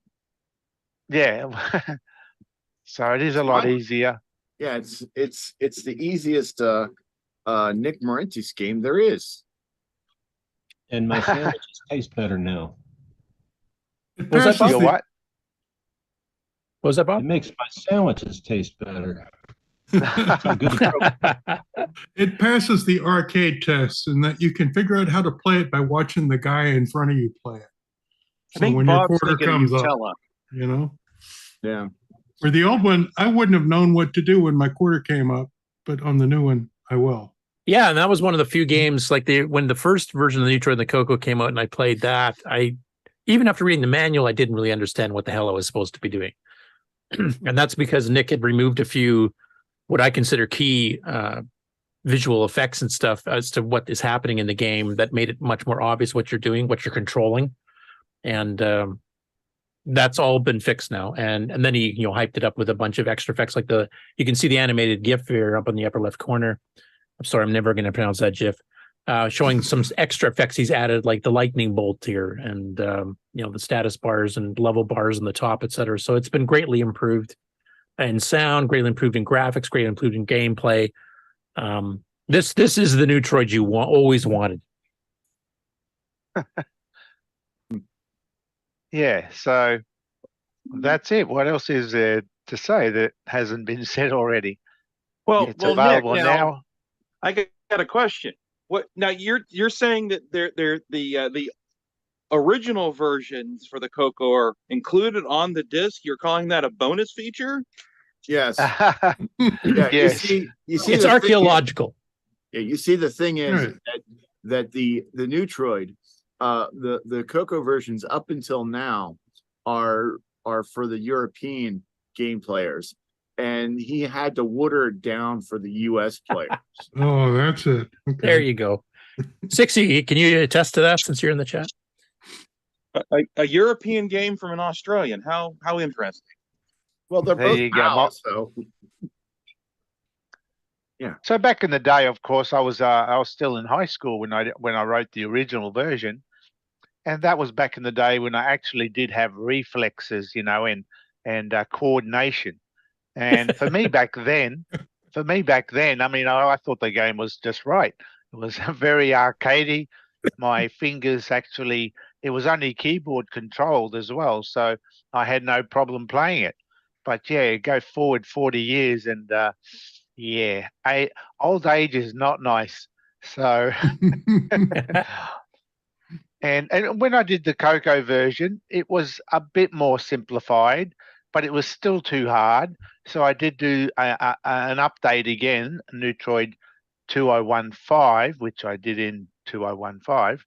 And I simplified it a little bit better, a little bit more rather, and added joystick control and a few other things. But it was still much the same game, and still people were finding it hard. Yeah, the So visual I thought, cue was still missing. I think that was the one thing you missed there. yeah. Between the Model 1 version and the CoCo ones, I did change quite a few things, hence why I actually called it Neutroid 2. But with this one, I sort of went back to the Neutroid design of the Model 1, which was the original vision of the game, you could say. And I decided to go back to that, add color, add better sound, and just simplify it. I mean, the thing in the back of my mind was that the game had to be intuitive. If someone was to just sit in front of the screen for the first time, not reading a manual, they've got to be able to work it out. And I did that by when I had my game testers, which was Buck Owens and Tasman. I just gave them the game. I said, here, test it. I'm not telling you what it is, what it's about, how to play it. You're just going to tell me what you work out. And they, of course, worked it out, no problem. So, but that was the emphasis I had. It had to be intuitive. So I think it is greatly improved. Yeah, I agree. That's about it. I mean, what else can I say? So we still get the download if we get the if you buy package? if you're that's right. If you buy the CD, the package, I still email out the file to you directly, so you get the game within whenever I process the order, which is usually 1 or 2 days after before the game it. on challenge, in other words. Well, that's the idea. But otherwise, you can just order the digital download, and I process all these myself manually. I don't go through anyone to automate that. I just, me, I always do things the hard way. Good man. I recommend buying the collector's version. Yes, the full CD. Yeah, I want the CD. I want the Model 1 version, and I want to play for the game on challenge. Although I won't be able to make it, I'll be able to at least play the game. So you can at least compare it. They're all there more as a historical thing, Well, it's good to see the entire story behind Neutroid, or the evolution rather of Neutroid. So I see Kevin Holloway's actually got the the commercial collector's package there. If you want to switch the camera to him briefly, already, Mark. already in front of us. He bought it last week, actually. And it's already here. And it looks cool. Mark, yeah, that's there we go. It's like I couldn't blow him up until Gotta punch a lot of buttons. There he is. Carry the 4. There it is. Divide by 2. There you go. Still warm in the package, huh? You want to show the back too there, Kevin? Looks proper. Do you know that electrical thing? Yeah. Sloopy, is that what you see if you touch the wrong thing in the back of a CRT? No one knows what you would see because you they don't survive. There's your next game idea, Nick. Repairing a CRT. There you go. That's right. Yeah. Actually, I've had this over a week. What shouldn't you have touched? And he still has it shrink wrapped. Yep. I've got the digital version, so I don't need to unwrap this. Don't need to unwrap it. That's for the collector shelf. And yeah, you get to play the game too. So Nick, you don't actually have to put a CD in there. No, you don't technically. Save yourself some money. No. So Kevin, how long did it take for your order to come through from after you placed it? I don't know. I had it for last Saturday's meeting. So cool. I emailed. Oh, right. Was that the CD version you're talking about, or the digital download? Oh, the digital download. That came pretty well that day. That's right. Yeah. But I got both the CD. Both of these the same day. Nice. All right. That's right. You ordered both of them. Yeah. So they came in within a week then, or about a week? Yeah, I would say about a week. Yeah. Well, the CDs are manufactured by a company called Kunaki. At least it didn't have to come from Australia. No, it would have taken another 2 weeks. Get it by At least. CoCoFest. Yeah, get it right in time for Chicago. Might as well ship it there. It'll catch up with my chocolate bars. It goes a bit slower uphill to get from Australia to. Oh, right. It's got to go up. By the way, Scott Cooper in the chat, Tasman says that will be worth millions in 100 years from now. Right. I think only if Nick signed it, though. That you'll have to arrange. All I have to do is live for 1 million years, and I'll be rich. No problem. I'll pencil that in. Can't take it with you.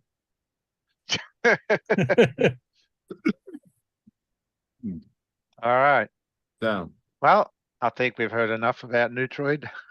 I would have said that years ago, but yeah. No, we've still got 2 weeks of talking about Neutroid. Right, right. It comes back. That's right. So excited. I am again so and again. So hey, go to nickmarines.com. You can order the electronic download version only if you're cheap like me, or you can download or order the actual physical package where you get the packaging that Kevin just showed off with the CD inside, and you still get the digital download almost immediately, so you can participate in the Game On Challenge. It's a great game, honestly. It is. Now, one thing for those who are waiting on the digital download, the email address that I use to send the package, the digital download to, is the address that it's given to me by by PayPal.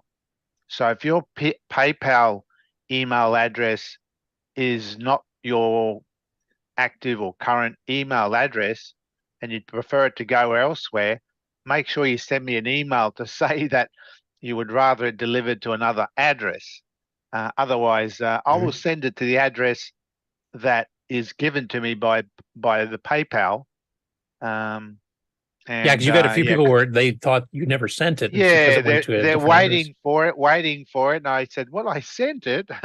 But the thing is, they don't check their whatever address is in PayPal. So there's a bit of confusion there. So make sure you send me an email separately to say, look, I prefer it to be sent to my Gmail account or whatever. Yeah. A couple comments too. We got Amigos Retrogaming. I'm not sure if it's Aaron or Boat or Brent. I'm guessing it's Aaron. He said the boxed version is great. And then a Viking name that I'm not even going to try to pronounce properly, which is a friend of mine here from Saskatoon, used to be a Radio Shack store manager, says the art of the physical game copies is a dying art. Glad to see a hard copy available. Yeah. I mean, come on, what Yeah. what more push do you need? I mean, it's go out and buy it right now. Well, And the basically, CD you'll box, be I mean- competing against Sloopy for a high score this next 2 weeks because he's probably one of the better ones at the game here. I guess Buck and Tasman will give Oh, Sloopy a run for Buck his and money. Tasman. Well, this game you can get to the end of the game. There are 16 levels, so if you can get to the 16th level, it ends there. And Sloopy and Tasman have both done that.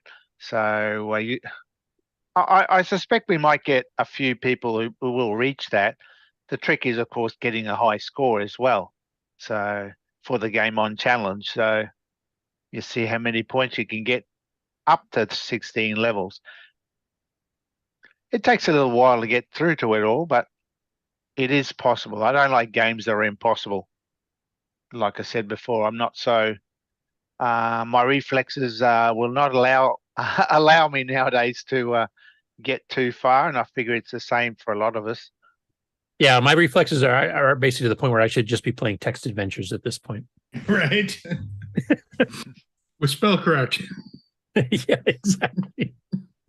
There What do you it mean is. you don't can accept the choose Canadian spelling? What the hell? So you can choose between a digital download or a CD. CDs are just having a box version is just something that I've always done. I've always liked to see a proper package, with the artwork and all that. I mean, it's pretty pointless really nowadays, but oh well. Give the CoCo. Yeah, it just looks. It's a final. collectible, and that's the big thing about getting the package one is that you have something to show off the shelf. I've got some of the games up here too myself. So Yeah, the only thing I would have recommended was including a Neutroid in the package. A real Neutroid. Yes.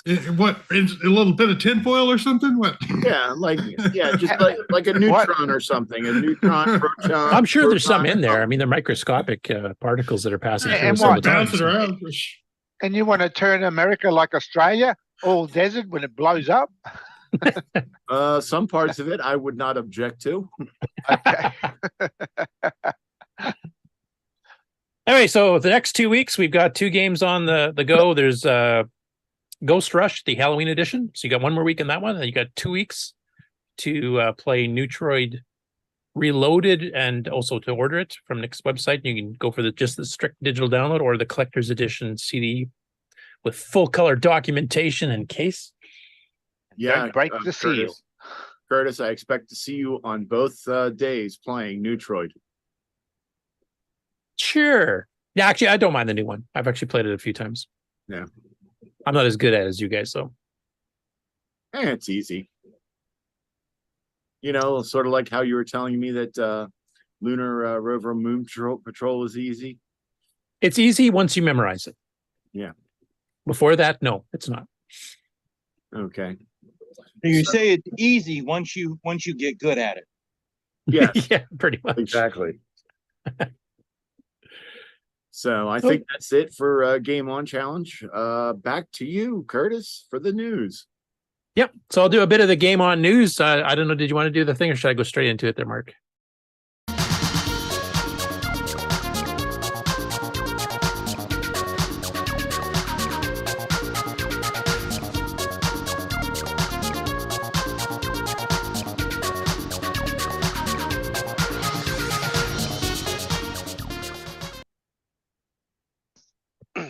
Okay, take it away. Okie dokie. So we have a few game-related items in the news this week. The first one is Jim Gary did a couple of things. He ported Gold Mine, which was originally appeared in Creative Computing magazine, February 1979. So this is a game that was written a year and a half before the CoCo actually came out. Originally by Royce A. Jones and written in RSTS Basic for the PDP-11. RSTS Basic is something I'm actually familiar with because we used to use that at work before the PDP blew up for the second time when we replaced it all with the CoCo 3. So he ported that to the MC10. The original Aristus Basic version was written in 1976, so this is an old game. As you can see on the copyright screen here too. I like the Neil Young quote, of course, being Canadian, and he's a prairie guy too from Winnipeg originally. But basically, you're kind of digging paths through to get gold, and Jim's updated it to use some inverse graphics here to kind of make it look a little bit better on the MC10. And you can see you're collecting, you got a number of days that you've been playing, doing your mining, you're getting your bank roll up as you gather the gold pieces.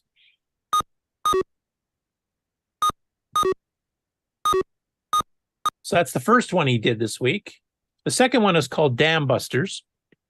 And this one was originally by R. Larham, and this originally appeared in Sinclair Programs magazine from December 1982, so a bit more recent. This one uses the semi-graphic 6 mode, so it limits you to 4 colors at once and gives you an increased resolution of 64 by 48 as opposed to 64 by 32, which is the normal SG4 we're familiar with on both CoCo and MC10. And I'll play a little bit of this one.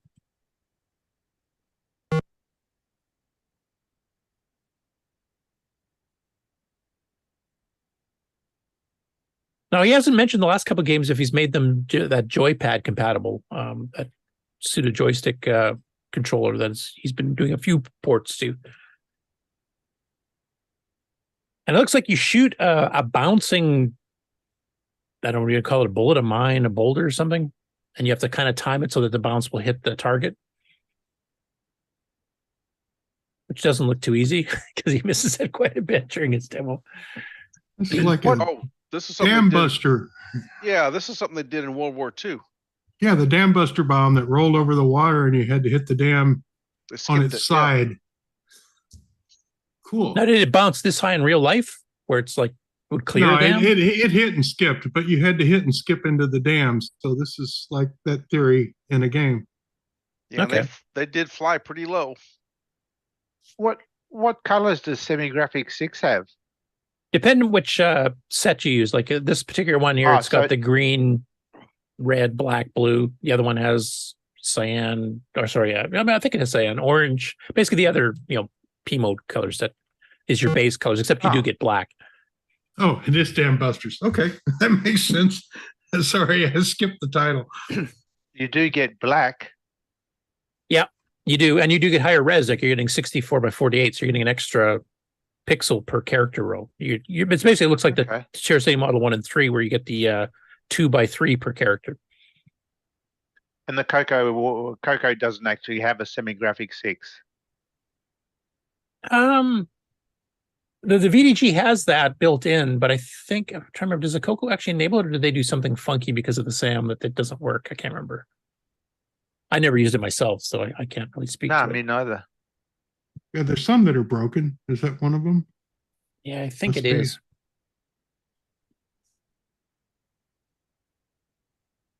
I can go grab those. Next up, Fabrizio Caruso. This is a double banger here. So he's got a new game out that's for all the 200 plus platforms that his cross-compiling library works on, including the MC10, CoCo 1 and 2, CoCo 3, Dragon 3264, the Thompson Motorola series, the Thompson TO series. So a whole bunch of machines, and there's hundreds of them. So the new game here is called Stinger. And I'll play the video in a second here. This is actually the CoCo 3 version, which is part of the other part of the announcement, is he's now got his cross-compiler working on the CoCo 3, so you can use the expanded graphics, expanded colors, double speed. I think this game, if I remember, he said this particular one does not have double speed because he wasn't familiar with it when he wrote this one, when he first got the CoCo 3 cross-library working, but he has enabled it for his future games. So now this one is kind of based graphic-wise on the Spectrum version, if I remember. In fact, the font looks pretty Spectrum-ish to me. And the fact that he's got each tile character to be just 2 colors. Because obviously the CoCo 3 can mix whatever 16 colors you want there within the same 8x8 pixel grid. But on the Spectrum, you had a foreground and a background color based on it. So he's kind of following that methodology. But yeah, now that he's got some extra features into the cross library for the CoCo 3 here, I expect to see some more and more visually impressive games. And now that he knows double speed works, he can obviously help with that too. And he has a big thank you to Simon Jonason, who was helping him with some of the CoCo 3 specs to get that working in the cross library. So look forward to some more. And I believe he's going back and he's going to be back porting, because I think he's got 7 or 8 other games that he's done this massive cross-platform. And he's going to make CoCo 3 versions of those as well. So that might be a future option for the Game On Challenge, is maybe picking up a couple of these, because that'll work on the MC10, the Dragons, the CoCo 1, 2, and 3, and you'll get different versions depending which hardware you're playing on. But the gameplay is essentially the same. Same as the Inufudu guys do. Except Fabrizio actually has, almost 3 times as many platforms supported on his than Inufudu does. So that you can go get as a free download. And the link, if you go to the Facebook link, and we've got that in the show notes, you can get on our Discord. There's a direct link to the release of Stinger, and you can get it for whatever platforms you're interested in. If you're into multiple retro machines, you can even cross-compare them all. Next up, now one of our guest stars in the chat there, I believe that's Amigo Aaron, because he said he's handsome. They released the new version of the CoCo Show. Now, this is the first episode of the CoCo Show with new co-host with Aaron, Brent, his younger brother, both of whom actually grew up with a CoCo 2 back in the day. And it was a traumatic experience for Brent to have to pull off playing Dallas Quest, his favorite game of all time, and to switch to something else. But they played Middle Kingdom. Now, this is an interesting one because I knew about Middle Kingdom from Computerware, went on sale for the CoCo in 1984. We actually had an original copy of this in our computer club at one time. I have no idea what happened to it, but I remember I had to break the copy protection to make a backup copy. But basically, it's kind of it's not quite an RPG, but it's kind of an explore the dungeon. You have to collect these 3 rings. There's 1 in each section because you have a main entranceway that then leads off in 3 directions to get to different parts. There's a catacombs, a pyramid. I can't remember what the third one's off the top of my head, but different sections. And you can tell which section you're in both by the text in the upper left corner and also the design of the walls, because the texture of the walls will change depending on what section you're in. And basically, you wander through here and you pick up spells and you pick up treasure, which you can see on the screen here as well. The ultimate goal is to get all 3 rings and then come back to the main entranceway, and then you win the game. So this game has an end as well. Now, that's as far as I knew about it. It has some little bit of sound effects that aren't too bad. Smooth moving walking of your character, random encounters with monsters just pop up in front of you, and then you fight. And you can change live while you're playing what you're attacking them with. So you can pick actual physical weapons like maces and daggers and whatever else, and you can upgrade them as you go through and discover them. And you also have a set of spells, and you'll discover that certain monsters, certain things work better on. But one I did not know is that this actually originally came out on the Dragon. And that wasn't discovered until Buck and Aaron kind of went through and started doing some research. So it came out on the Dragon about a year earlier. And of course, it was pure black and white. So the textures on the walls are quite different on the Dragon version. In fact, there's intro screens and a few other things that are different too. There's also no sound on the Dragon version. So there's actually a fair bit of differences before they released it in North America from Computerware, which I didn't know any of this. So I have to go out and update my webpage at some point. But I'm going to try to do a bit more research on this. And I'm hoping some of the people from the Dragon community in the UK might have a bit more background information on the original company that did this the year before it came out on the CoCo. Because it's actually a fairly decent game. I'm pretty sure nowadays you'd probably expand it a bit and maybe change a few things for the modern game player. But actually, it's not a bad little game. And like I said, it has an end, so you can actually win it, which is nice.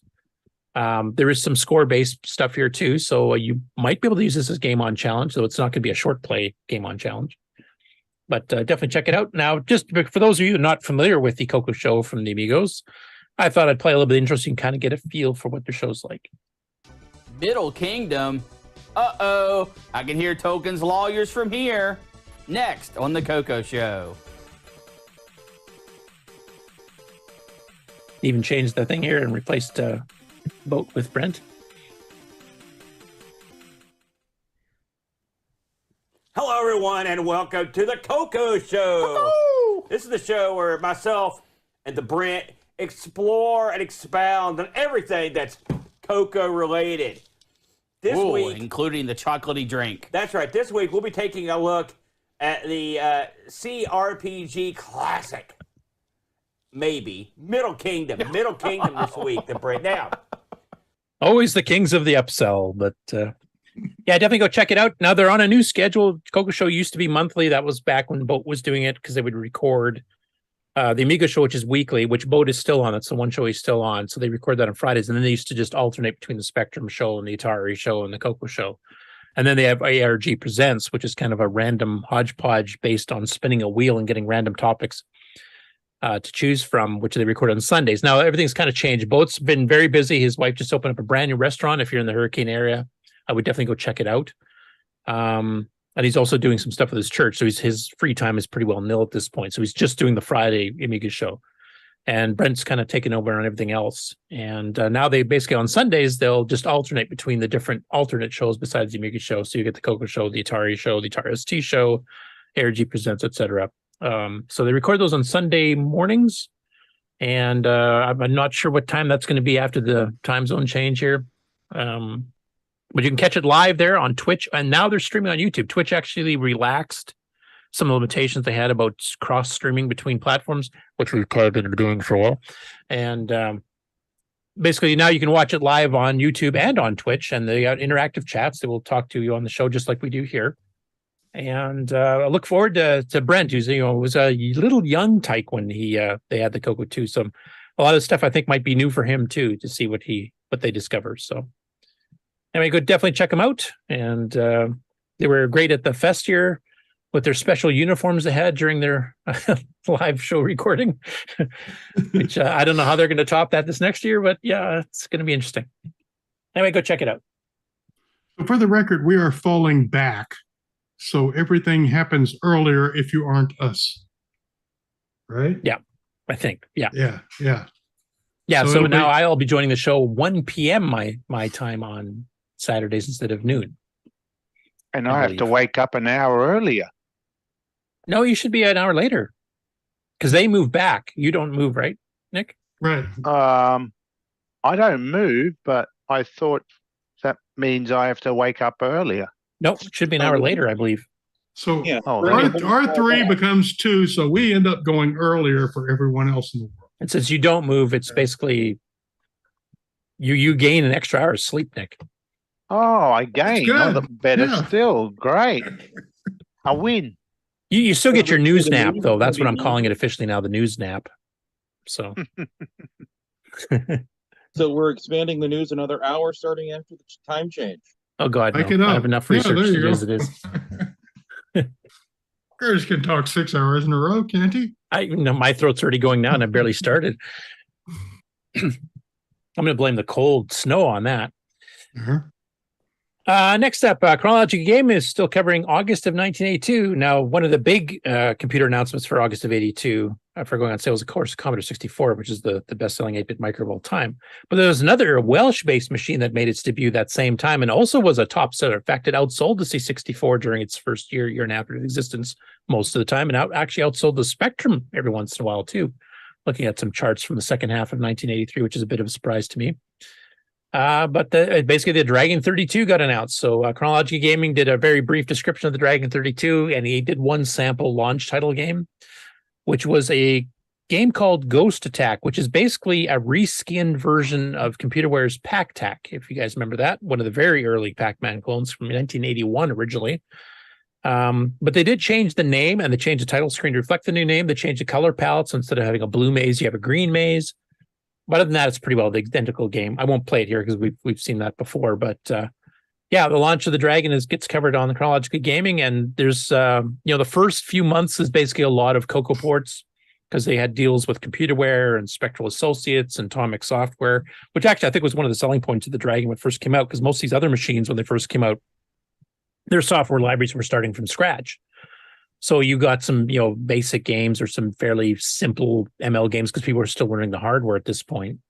Whereas on this case here, the Dragon kind of could leap forward. They could take 2 years of CoCo related programming skill and stuff because the hardware is almost identical, and just, skin it up a little bit or do a couple changes for keyboard routines or whatever. And then bang, here's a game that took, 2 years of learning to develop.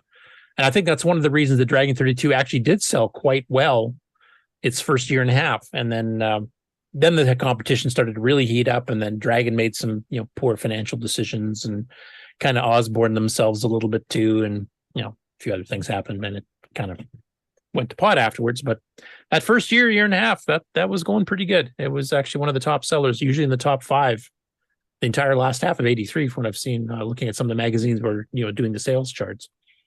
And usually, neck and neck with the Spectrum, beating it on occasion.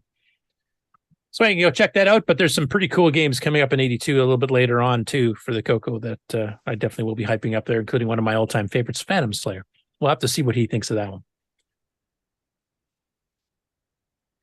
Next up, Phantom 8-Bit, which is actually James Diffendafer, and he's been working on a chess game for the MC-10.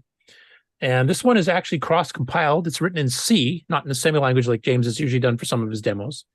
And of course, 6803. So there's a cross-compiler for the C to the 6803. And it's not done. This is definitely a work in progress at this point, but the graphics look pretty good. He's done some redesigning of some of the player characters if you've been watching on Facebook or on Discord.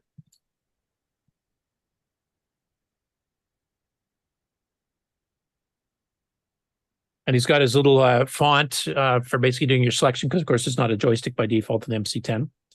But yeah, he's done a pretty good job for the the small graphics mode. I think this, I remember the MC10's what, a 128 by 96 by 4, basically RP mode 1 on a CoCo, and that's pretty decent design. I do know some people were asking if you could possibly change some of the colors around, because if you're on a black and white TV, basically the red and the blue look identical to each other, which makes it a bit difficult. But I mean, we had the same problem in the CoCo too, so you could cheat like my friend Dwayne Downing used to do and just have a real chessboard, and then when the computer moves, you move his piece on the physical one so you can keep track of what color is what. But honestly, at this day and stage here, it's hard pressed to even find a black and white TV. Why wouldn't you just plug it into a color composite, modern TV or something with composite input or something? Just get one of the adapters, or even the RF little adapter thing. You can plug it into the cable slot and run that too. So I would just say just go for the color part. But yeah, it looks really good. I don't think there's actually been a decent chess game on the MC10 before, especially not a high-res graphics one, and compiled, so it should run fairly decent speed. So looking forward to the final product there from James. Next up, Richard Kelly. He's been working on a text adventure game called Vampire's Castle, which is now in beta 4. And as he mentions in his Facebook post in the CoCo group, if you have beta 3, use this version instead. Mostly cosmetic changes. The color change is a very noticeable difference. He's got a little bit of a screenshot here. Now, unfortunately, it looks like he's using an older version of MAME, which kind of stretches the screen out, which I know Brian Palmer has that problem too.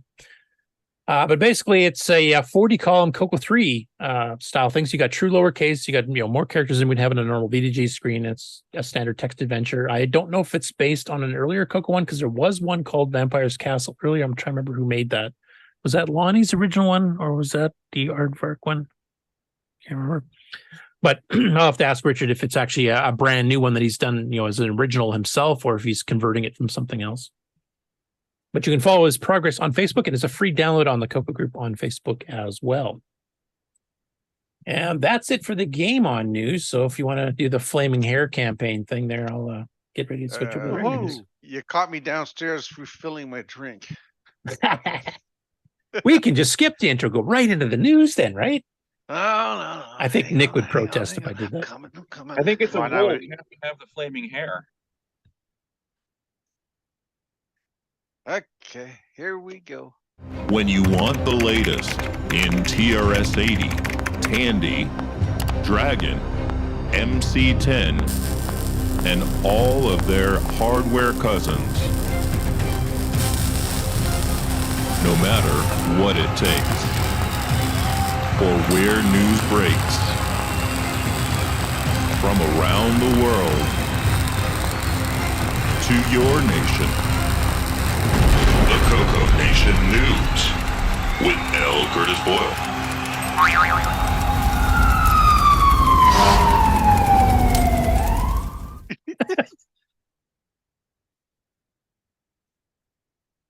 Yeah.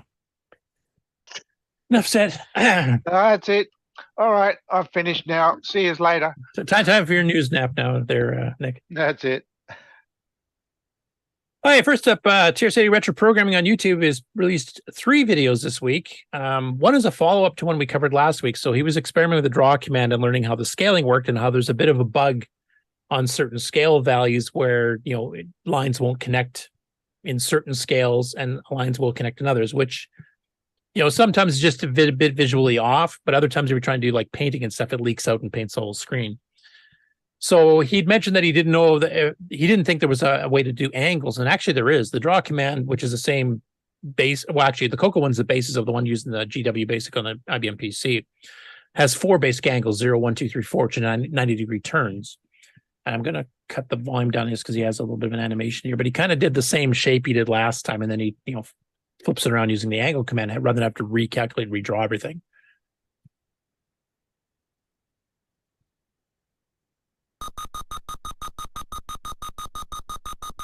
So that's a kind of like angles you can do. So you can rotate that, and you can actually, like, if you want to draw letters sideways, you can make a font using the draw command, which a lot of us did back in the 80s. And then if you want to rotate it to print, sideways, either direction or upside down, you just change the A0, 1, 2, 3 and just use the exact same drawstring, which is quite handy.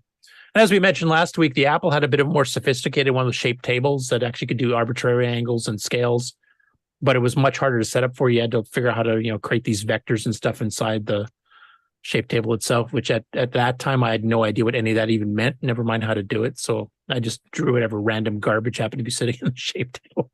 And I use that for explosions. But yeah, if you want to do that kind of stuff, it's actually one of the more powerful aspects of the draw command.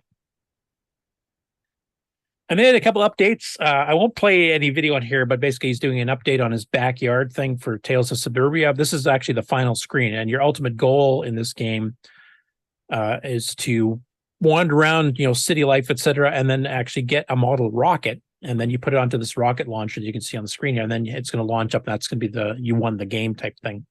So he goes into some of the design and some of the changes he's done on this particular part of the game, and it's going to be like a multi-part cassette is what he's been planning on. And this is another part of Tales of Suburbia. This is inside the house. Now, what he does here is he does a little video on doing variable graphics. And what he basically means is having the scenery change depending on certain flags in the game. So in this particular case, this red door on the right, you can actually unlock and open it. So he goes through some of the coding he used to be able to change that, and shows a demo where you can walk up, and once you go in, it changes it to green without a doorknob. So basically it becomes an open door you can go through, whereas currently you can't. So it'll look more like this one here on the left. And he actually, debugs it as he's going a little bit here too, because he had a bug where it would do it properly, but when you walked off the screen, the variable got reset, and then if you came back on, it'd be locked again. So he had to fix that. But yeah, he's getting pretty close to release on this one, and he's got some other plans. He's got a video I think he's releasing on today that's actually just a totally separate little side project. And I know Nick has mentioned that he does the same thing. Like if you go hellbent for leather at creating a game that's going to take you months, you tend to burn yourself out on it. That's any project, doesn't have to be a game. So you occasionally do side projects to kind of like give the brain a bit of a refresh, do something completely different. Then when you come back to your main one, you're a lot clearer on how to do stuff, and you don't get burned out, frustrated, trying to get it done. I'm sure that applies to hardware too. Like Rick, when you've been doing all the network stuff here, you occasionally go off to a side project because you were getting a bit flustered with all the weird things that were happening. Indeed. So I think that's just common practice. Unless you're doing a very small project, you usually do have to take these little side breaks and do something else. So looking forward to those. Next up, and I don't know if he's still in the chat. I noticed he was on here earlier.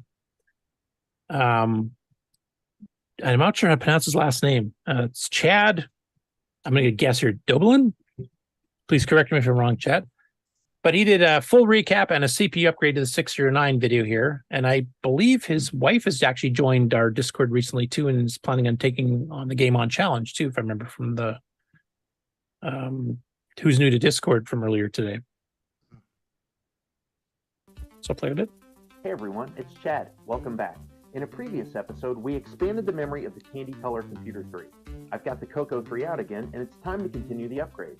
Today, we're going to replace all of the electrolytic capacitors and then the CPU. Let's go. One popular upgrade for the CoCo is replacing the Motorola 6809 with the Hitachi 6309E. The Hitachi 6309E is a remarkable feat of engineering. It not only doubles the number of transistors, which typically means more processing power, but it also manages to do so while operating at a cooler temperature. The CPU boasts a native mode that, when enabled, offers faster speeds and an additional multiply and divide instructions. Hey, I won't play the whole thing here. I'll pause it here because it's got a U on the screen. Nice bit of advertising. That was nice. Fluke. Nice trash can. Right? Oh, we have to mention that during our CoCoTECH talk there, Rick, that Nick designed a trash can. His first active contribution to Nitrous 9 ever. What is and it? pretty well the only one, I think, still at this point. He actually wrote a serious contribution. Yeah, he actually ran actual application type programs. In fact, I think if I remember, he actually used a CoCo graphics editing tool to make it under Nitrous 9. Is that right, Nick? If I'm remembering that right? I can't remember. You wandered way off the path on this one, didn't you? I might have, yeah. I think you used Super Ike or something, if I remember. I know you've done several icons for games. Yeah, I did. Yeah. Yeah. So anyway, I'm not going to play this because we've covered a lot of these during Septandy, but it's a new person, fairly new to the CoCo community as far as being active and doing videos about it. So it's really cool to see other people joining in. And he goes through and does the whole upgrades all the electrolytics and the CPU, of course. And look forward to some future videos. I'm really looking forward to seeing some participation in the Game On Challenge stuff too, or the sounds of it too. So anybody who wants to join in on that, please do so. It's a lot of fun. It's not one of our most viewed videos or anything, but it's not meant to be something to really be watched after the fact. It's more like you can either join in the actual gameplay on the Game On Challenge every Thursday, and actually you can play in an emulator, you can play on the online X4 emulator that's part of the Computer Archive.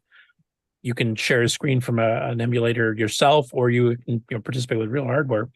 But it's a lot of fun, and there's the fun of people trash talking from the chat and trash talking the actual show, and comparing people's experience with the games and how compared with the same game on other platforms. A lot of fun.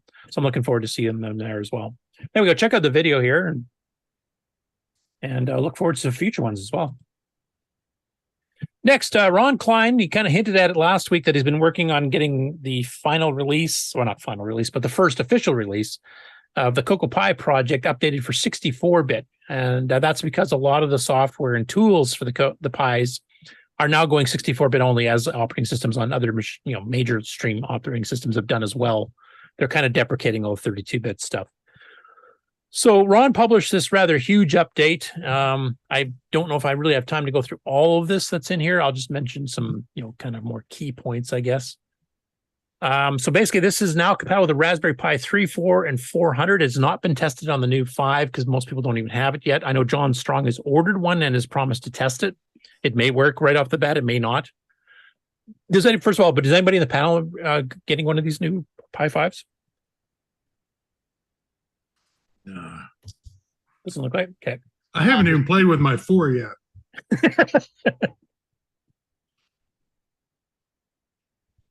So, all right, it'll work on those. Along with this, a bunch of updates have happened to the CoCoPI itself as far as software goes. So MAME has been upgraded to 2.260 TRS80 GP, which was originally created as a TRS80 Model 1, 2, 3, 4, etc. emulator. It now includes MC10 and CoCo 1 and 2 support, so that's included as well. And those are all now built to 64-bit apps too. The build menu has been updated. There's a whole bunch of details on that there. A bunch of the editors, you can edit UG Basic, you can cross compile from LWASM, CMOX on there. So there's a ton of stuff. A whole sets of development environments are included on the image. So once you download this, you get everything installed at once. There's debuggers in MAME and TRS80 GP. Explorer is also available with the add-on of DDD and M689 GDB, so you can do debugging on there as well. That's all included as well. So basically, it's a one-stop shop. If you have a Pi and you want to make it behave like a CoCo MC10, etc., if you download this package from Ron, and he's even got ways to update the various sub-packages that are within it from within a menu system itself. So if I release a new EOU, for example, that automatically gets picked up and you can go grab it. You don't have to go hit my site manually to do it. You can just grab it and install it right off the menu system in the Pi itself. So there's a ton of stuff. There's a cross-libs included in there. UG Basic itself is included in there. Dynasprite library is included in there. 64-bit Java version of DriveWire has now been added as well, as long with Pi DriveWire. I'm sure that'll be discussed on the CoCoTECH special on DriveWire coming up, as Mark mentioned earlier. So definitely go check that out if you have any questions. That's the place to ask, because that's the people that wrote it. Both the Java one by Boise and the Python one by Michael Furman. Next up, Geek with Social Skills, who was on the chat earlier, but I think he said something silly about having to go see the sunlight or something like that. I don't even know what the hell that is, being a geek. So he's back in the chat. Oh, is he? Did it rain or something? I don't know. So anyway, he did a video recently about upgrading to a 6309 and a 512K. Now he's gone a little bit further. He's actually upgraded it to 2 meg of RAM using the Cloud9 Protector and MMU board. Even got the little label sticker, which I have still not put onto my CoCo 3s, even though both of mine have 2 meg right now. So he goes through the upgrade process there and hooking up the MMU board with the DAT that actually adds in the extra address lines to access the 2 meg. The only upgrades past this would be Ed Snyder's 8 meg that's part of the Gimme X, which unfortunately, due to chip problems, is still not back out. I'm hoping something can resolve there with that so we can get that project going again. And of course, Paul Barton, whom Ron knew before he passed away, had done his own 8 meg upgrade way back in the 90s. I had the NoCan 3, and internally had done stuff up to 64 meg. So I think that's probably pushing it a little bit silly at that point. But, I probably would have thought 2 meg was silly back in the day. No, I wouldn't have. But anyway, it goes through the entire upgrade process here and then runs a couple quick demos on it. I gave him some suggestions after the fact of some demos that actually do take more than 512K to run that he could try out too. Maybe there's a future video coming out with that. Coco Town did his next chapter in his improving his old game Revolutions. This is the Moon Patrol game. So those of you who just played Lunar Rover Patrol, here's another one coming. In this case here, he goes into learning about stack blasting. And he went all out. He did the ultimate stack blast. This is where you have to shut off all sources of interrupts on all the chips that support it. So like PIA, shut them all off. And that's because he's actually using the condition code register as well as the direct page pointer as part of the stack blast. Now, this has been done on some other games. If I remember correctly, I think Kime Guy by Glenn Dahlgren at Sundog Systems used that technique too to get the absolute most speed. But it does cause some issues because, of course, if you're, say, trying to do background sound, you generally tend to use an IRQ or an FIRQ as a source of timing it. And if you're shutting all interrupt sources off, those don't work. So this is only if you're trying to do ultimate speed of graphics on a 6809. If you're doing this kind of thing on a 639, you would just use a transfer memory command and it allows interrupts and it's faster anyway. So he goes through here, and if you're doing it this way, where you're trying to blast everything as fast as humanly possible, the other thing you have to do is you can't just have your graphics straight or reversed. You have to do it in the size of the number of registers you're pushing and pulling. So basically, if you're doing, say, 8 bytes at a time, then you have to have your packets of 8 byte reversed because of the way push and pull works. So this is a technique that will give you the speed, but it's complicated. You have to redo your graphics order and stuff to get it to work properly. And he goes through some false starts where it does really weird things in his video, which is really cool. Personally, most of the stuff I've seen using stack blasting doesn't quite go this far. I think Chem Guy's one of the few. Most of them will restrict it to a 6 byte push pull. They won't touch CC. They won't touch DP. Sometimes they'll touch DP, but CC for sure not, because you do want to be able to interrupt and still do sound. In fact, Nick, I think, used that for stuff when he was doing Jumping Joy, for example, because he does want interrupts to go through so the sound is kept steady. And the reversing of the byte packets, you will save a little bit of cycles doing it that way if you absolutely need the speed. Most games don't bother doing that either. What they'll do is that they'll have U going continuous or S going continuous. The other one, it'll do the 6 byte blocks, but then it'll do an LEAS or an LEAU to jump 12, basically to get the next reversed order. And that's a lot simpler. You can leave your graphics in the normal order they're in. And the speed increase is still pretty darn good compared to doing a low D story. So I suggested, I didn't suggest, I mentioned to him that that's how most CoCo games do, because if you do want any sort of background sound or interrupts still happening, this technique cannot be used for that. But if you need the absolute most speed, this is the way to do it. And he's got a bit of a teaser into his next episode too, where he's going to add self-modifying code to the mix. So I can see Steve York just, wrinkling his eyebrows here at this point, because he's not a huge fan of that. Though I think, honestly, almost every fast game I've seen pretty well does do that if you're really pushing things to the limit, because it is faster. It is harder to debug because you may look at the code and see what you originally had, and then you self-modified 1 byte off or something like that. And you change the opcode instead of the actual data register value or something silly like that, and the machine can go absolutely berserk nuts. So I look forward to that one too. But yeah, he's pulling out all the stops here and trying to get this running as fast as humanly possible on a CoCo 1 or 2 in this case. So to be clear, you're maxi blasting self-modifying code. What could go wrong? Yeah, exactly. Yeah. He's a braver man than I.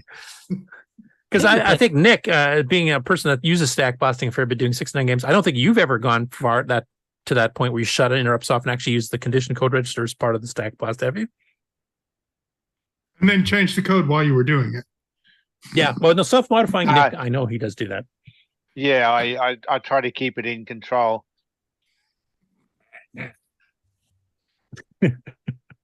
Oh, right, you never make bugs, that's why.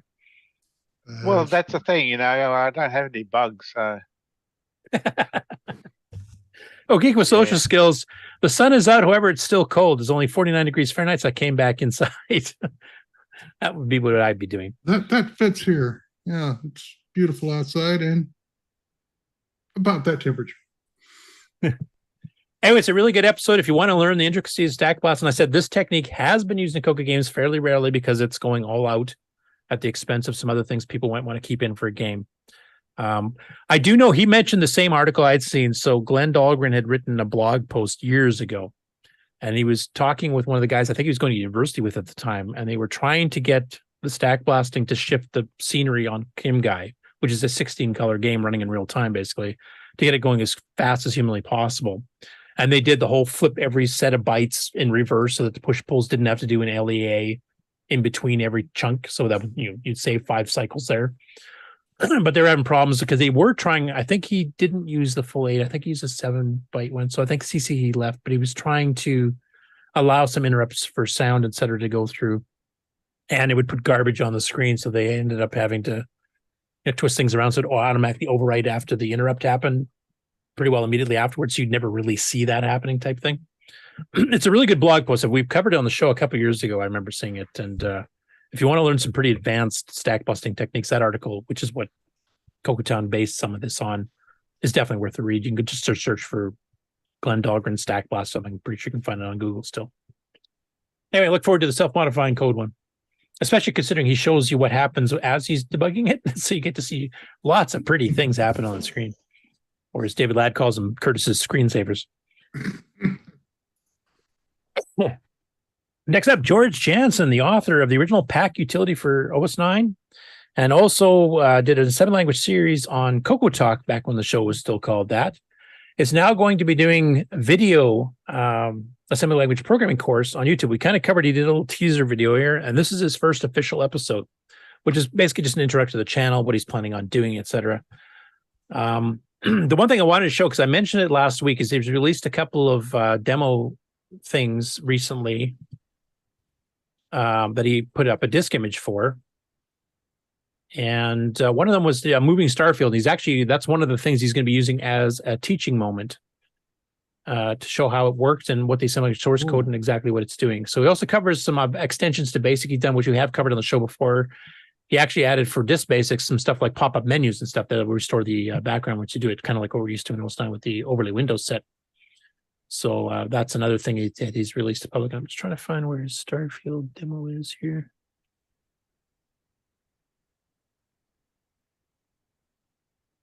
I know he played it at one point. Rick, we might have to get you to go through his stuff and index them too, so I can find this stuff faster. I will do that. Just say, look for the demo, the index coming up soon. And we'll put it there. Yeah. So this is his custom boot ROM type thing where he's got, date and times and stuff in there because if he had a real-time clock and kind of like what Ron was showing actually earlier on the Ron Grad segment here. I think this might be here.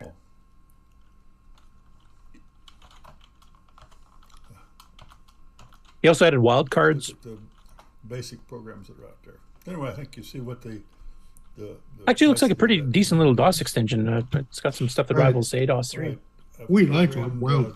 The F1, F2, and the clear key. I don't know how people live without them. This goes back through the last. Well, go back, and it will go here. Stuff in. Seems the F2. Which is scrubbing here isn't the greatest. Oh. Up and let's look at. Here's some of his pop-up menus. RGB. Background yellow and foreground of that blue. Again, I just go instead of changing each one. That was just a brief clip there. I should have timestamped the stupid thing. My apologies. Game or mess, you can go to them. It's actually is a fairly one thing I forgot to mention. impressive looking little quick demo. And the code for it's actually quite small. There it was. There it is. It's very easily accessible through MMU registers. Before where you are now. Back. There was just a glimpse of stars in there somewhere. There it is. Oh, there we are. There it is. Quick to get out of there. Clear that. Yeah. To figure out how to get there. one other item I didn't mention in the pop-ups is number 8, which is view page. Yep, I think I went a bit too far. You know, on a Color Computer 3, that's a lot of memory to use. Very easily accessible. My apologies to George. Next time I'll timestamp darn thing. The other commands I have, like that's out there in another page. These things that I have put on very command assist you. I got too far forward again? Yeah, we're past I it think now. so. Yeah. There you go. About there. There. About the Click there. Let it Oh, play. there we are. mute Load 'em stars. thing. How to code it and how Yeah. to do your Hopefully this comes through okay on the stream. What's this in the star field? So There we go. 128 Parallaxes and stars. everything. Just Yeah. scrolling at different speeds and different colors. We're gonna code that in my first attempt at a video for training. And Dwarf Red. And I'm gonna hit Fred Dwarfs. Q I mean, to get out of there. Clear that. So hey, he'll be going through the code that generates that, how it Well, works the there guy is one of with his the first episodes, like proper. So this was more the introduction episode. So if you're not subscribed to him already, I probably would do so if you're interested in learning 6809 assembly language. This is usually going to be steered towards the CoCo 3, and that's something we've not had too much of. Most of the previous tutorials we've seen have been basically concentrating the CoCo 1 2, because of course, if you combine that with the CoCo 3, that's the widest audience. But I think a lot of people are getting interested in like the more advanced graphics and sound and timer techniques, et cetera, that the CoCo 3 offers, palettes, et cetera. So I think for those of you who want to learn CoCo 3 specific assembly language, this will be a really good series to check in on. There's not a fixed schedule for it. It'll be just as he has time. And he's as he put it, an 81-year-old retiree. So, you know, it'll be when he has time and inclination to do so, not busy with family stuff. But I really look forward to it. He's a very knowledgeable person. He's been programming assembly language since the late 60s. When he was working on like IBM mainframes, et cetera. So he's had a lot of experience.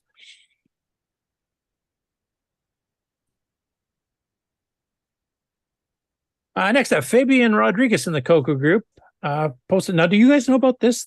I don't know who Barbara D is off the top of my head, but he did basically a CoCo USB serial card, which will take the serial port from the CoCo, and then you'll hook it up to a USB on a PC, and you can kind of use it as a serial port. And it's a hardware board. So he posted about this in the CoCo group on Facebook, and then the actual GitHub here, and this is the board itself and a description of it. With dip switches, you can change the IO address if you want to. If you want to make it, compatible with an RS-232 pack, it tells you what dip switches to use. If you want to make it compatible with a direct connect modem pack, you can do that as well. You got a jumper for ROM banks as well. But has anybody else seen this before? Because I had not, or at least not that I can remember.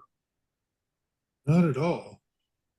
Because basically the way he's got it set up here, the way it shares the port and the way it addresses it here in the hardware is that you can run stock programs that use an RS-232 pack or the DCM pack with no modifications, and it'll just work. So if you want to run Ultimate Term or VTerm or Supercom or whatever, as long as you address it the same, or you set up a descriptor in the case of OS9 to address it the same, then all the terminal programs or serial port based programs for two-way communication IO basically will just work out of the box. No patches or mods required, which is actually pretty cool.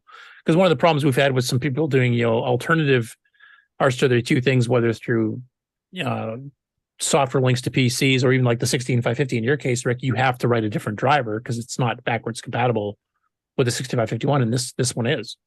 Right. And I thought that's a pretty interesting approach. He was And the schematic's CoCoFest. freely available, as you can see here on the GitHub, and you can get the links to that. Seems a bit hardware intensive, but hey, if you want to build one. He was Yeah, at the last it CoCoFest. sounds like the 6551 actually has some bug fixes in it too, his version. Right. So some of the stupid issues we have with the real one, because it's one of the buggiest RS-232 things I've ever seen. And I really wish that had not become the standard. The 6552 would have been a hell of a lot better. You do notice that's a Commodore chip. The 6551 versus the 68 series Motorola chip. So we kind of bought into our headache way back when by buying the MOS UART. Yeah. So My favorite's still the one they eliminated in the TC9 used 6552, which was just all bugs fixed, faster baud rates, and 2 ports on 1 chip. Much better. Okay, that would work. Yeah. But that's You look at unobtainium my- now. If you look at Go my ahead. screen, you can actually see the one that I built. Oh, he's built one. Oh, you built one of these? Where are you, Bob? Come up. I'll stop Uh, sharing so you can show it. Talking Oh, about there it highlight is. them there, Mark B. With all the pieces, parts, and everything. Coming. everything but a ROM. I mean, you don't really need the ROM. Yeah. Yeah, the ROM was just for that like basic terminal program, wasn't it? Yeah, I think so. And basically, he sent me 2 bare boards, and I have assembled one and got enough parts to build the other one. But so, Oh, I don't so know, we have a. somebody want this one? He was at Because the it's no last. good now. I've already built it. I don't need it Yeah, anymore. right. He was at the last CoCo Fest, wasn't he? I remember talking to him. I think I so, bought a. yeah. Don Barber? I don't know if he was. No. Was he? The Federico, what's his name? Oh, the guy that reported it.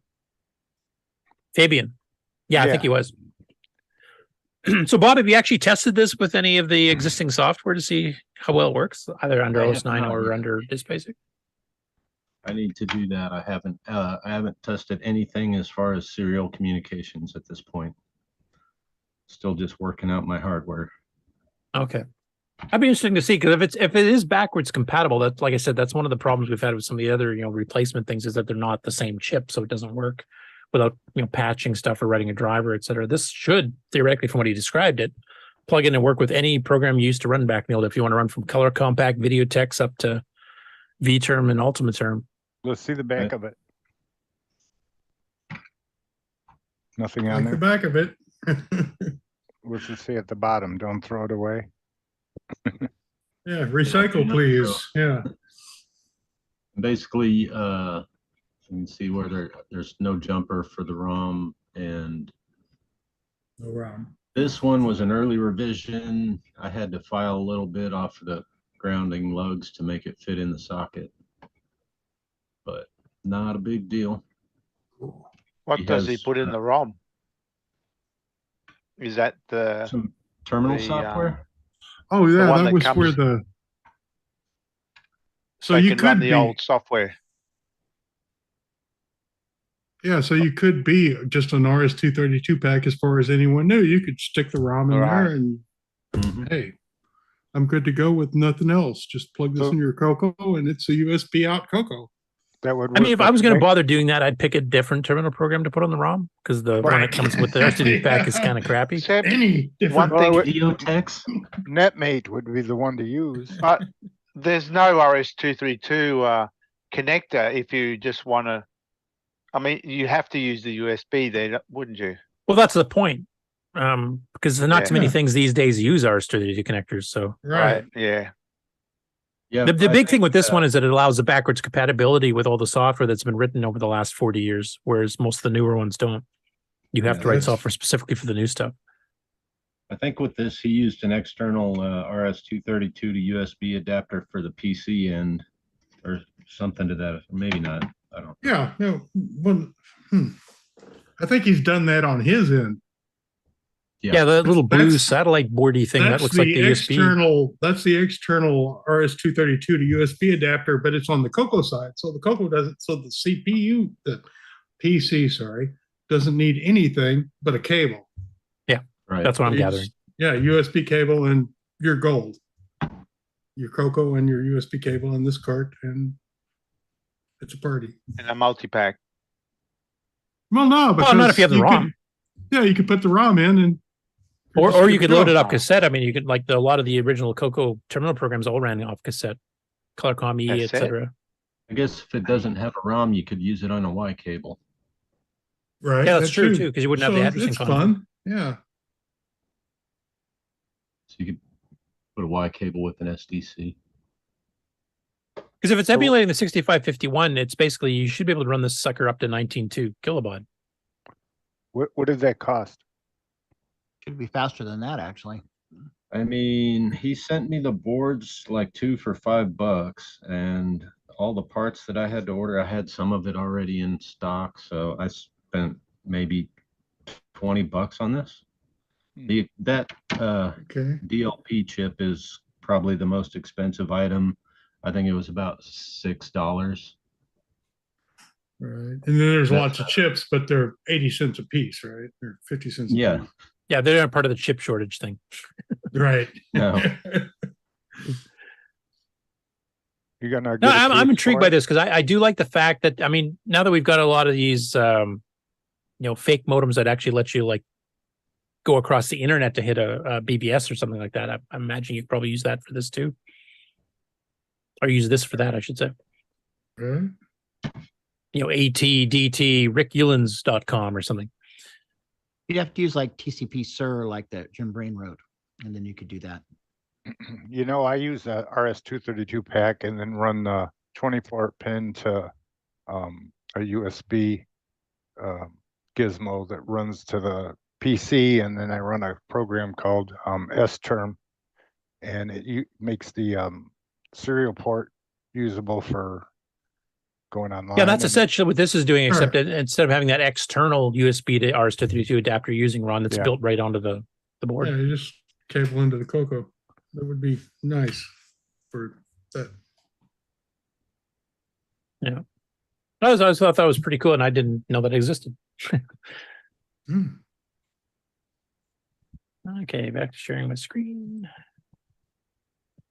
So anyway, there's some details there. Copyright 2023 by Don Barber. Goes into a bit more of a description there, which I'm not going to go through all that here because it's all hardware stuff I don't understand, but you guys can talk about it maybe next week after you guys read it. Fair enough. Next up after that, this is about the Mister. So the Coke 3 drivers for Mister have had some updates too. And I'll just read a couple of them. I'm not going to read them all here. You guys can check out the actual GitHub, but you can find a link in that in the show notes as well on our Discord. But it's now cycle accurate up to 9.54 megahertz. Using the Greg Miller 609 core. So the original core that the Mister on the CoCo 3 Mister package had was the one that's not quite cycle accurate, but was meant to be as fast as possible, which of course causes timing problems on certain games that are really pushing the hardware. This fixes that. So it's based on the Greg Miller core. Bunch of stuff they changed on floppy stuff, multi-pack stuff. The OS9LL CoCo STC driver got an update to handle this better. There's some changes to the Gimme. There's even a disabled Gimme hardware DMA to prevent OS9 from detecting the Gimme X, because I think that was causing problems on the Mister if you tried to run, say, EOU and it was trying to detect it. And a few other things, basically a lot of bug fixes. But I know like the CoCo 1 and 2 part of the Mister usually has been pretty good lately on the free core. And on the CoCo 3 side, there's been this public core that's been worked on. Then Roger Taylor has his own commercial one, which was a lot more advanced, a lot more compatible. But it looks like the free one's starting to catch up here. So for those of you that want to give it a try, I would love to get a report back from anybody here who has a Mister, or in the chat for that matter, has a Mister, and see if this new one, how well does it work? Kind of curious. So please come back and report it if you can. And we got some Dragon stuff happening here. So Dragon Plus Electronics, John Whitworth, has a Halloween sale on till just before midnight, October 31st. And I'm guessing this is local UK time, so we have a bit less time here in the States and Canada, and extra time for Nick because he's living in the future. If you purchase any of his regularly priced products and you spend a minimum of £20, you will get 5% off your order. Now, he makes, of course, a Super Sprite board. He makes replacement power supply units for the Dragon and a bunch of other stuff, too. So hit dragonplus-electronics.co.uk. You can take a look there, and you get a bit of a sale here for the next few days. Next up, Julian Brown, who I think was also in the chat earlier. I don't know if he still is. So he posted a couple of photos of his revision 2 Dragon motherboard replacements. He's been going through a few different revisions of it. And he mentions in the main post and in the comments some of the improvements that are going beyond. So his original version of his replacement board basically just made the Dragon motherboard available again, kind of like Pedro's done with the CoCo 1, 2, and 3.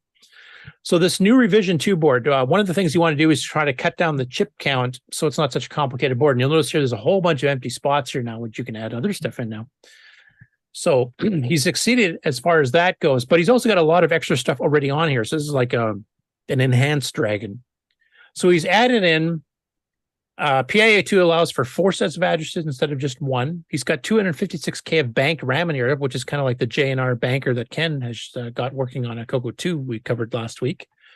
Dedicated video daughter boards with improved picture quality, both for NTSC and PAL. And he showed a picture. We showed the PAL one last week, and there's another story of his that I'll show a picture of what the NTSC one looks like if you guys want to see that.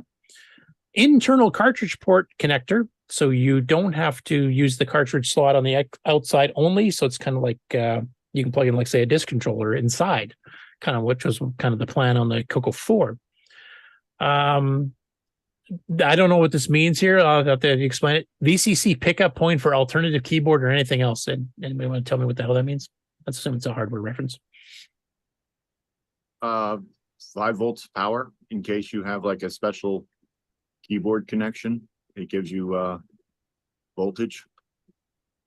I like it. Julian says he's ready to try and correct me as usual. Yep, please do so, because I'm out of my depth here. Combine ROM image with an option for image selection if a large ROM is used, which means you can have a ROM. I think the standard ROM in the Dragon has extended basic and color basic, which is 16K, but you can have a larger ROM and you want to add in, you can flip between them if you have some alternative thing. Or maybe, I'm assuming it can be under program control. You can bank switch it if you want to, have extra ROM stuff, kind of like the CoCo 3 does. But yeah, that's what the new board looks like, which is pretty cool. And here's a picture of the NTSC video card taking shape as he put a few bits on order, and I need to find my cache of 6847s. So this is the little daughter board you can plug in. The fact he's made this modular means you can buy the main Dragon motherboard, whether you're running NTSC or PAL doesn't matter, and then you just pick which one of the video boards. In fact, you can swap them in and out if you're going between countries or something, or between types of TVs. So that's good. And the last one here is actually from the World of Dragon forums, which is the website of all things Dragon, including archives of software, manuals, all kinds of things. And they have pretty active forums there. So I can't remember what the guy's last name is, but Rob CFG is his handle on there. And he inherited a Dragon that was from France. So the ROMs have had some updates for French, as you can see here. But it has SuperDOS edition 6-1. Now, the normal SuperDOS only goes up to edition 6 period and stops. So this -1 is actually some enhancement added to the original SuperDOS. And you can see there's a copyright date here of 87, which is actually quite late in the Dragon's life. So this is something that I don't know if this individual in France did, or if it's something that was sold in France that was a bit more advanced than the stuff last sold by either Dragon Data in Wales and the UK, or by Eurohard in Spain when they took over the Dragon. But he's been kind of going through trying to figure out what exactly has been changed here besides the translation to French for prompts, etc. The boot screen shows it to be released in 87 as shown here on the screenshot. And he mentioned in the post, the lower part of the 16K EEPROM is almost identical to the regular SuperDOS edition 6, but for a couple of translated strings and a couple of other bytes. Then the upper part, which is filled up to almost 12K, and I'm guessing the original one took a lot less room than that. And it comes with a bunch of extra utilities on it, including a debugger, hexadecimal and binary coded decimal conversion utilities, visual view and RAM and other things. He's got some screenshots showing some of that stuff here. So here's part of the debugger. You'd have to kind of figure out what all these different things do. That's built into this extended ROM. There's a menu system here with some of the things I just described, including convert BCD to hex, convert hex to decimal. Visual memory, which means you can page through memory on the VDG and kind of see active, a dump of it in ASCII/semi-graphics mode format. So you can kind of monitor what things are doing. Reboot basic, I think is what that means in French here. But basically, it's got all these different options here that the original SuperDOS did not have, from my understanding. So I'm kind of curious what else is in there. That looks like a pretty decent extension. So maybe they can translate it back from French to English, and that could be an upgrade for existing Dragons as well. So many thanks to Rob for finding that out from the system he inherited. And that's all I have for the news today, unless Julian has some more corrections to whatever I got wrong talking about his stuff.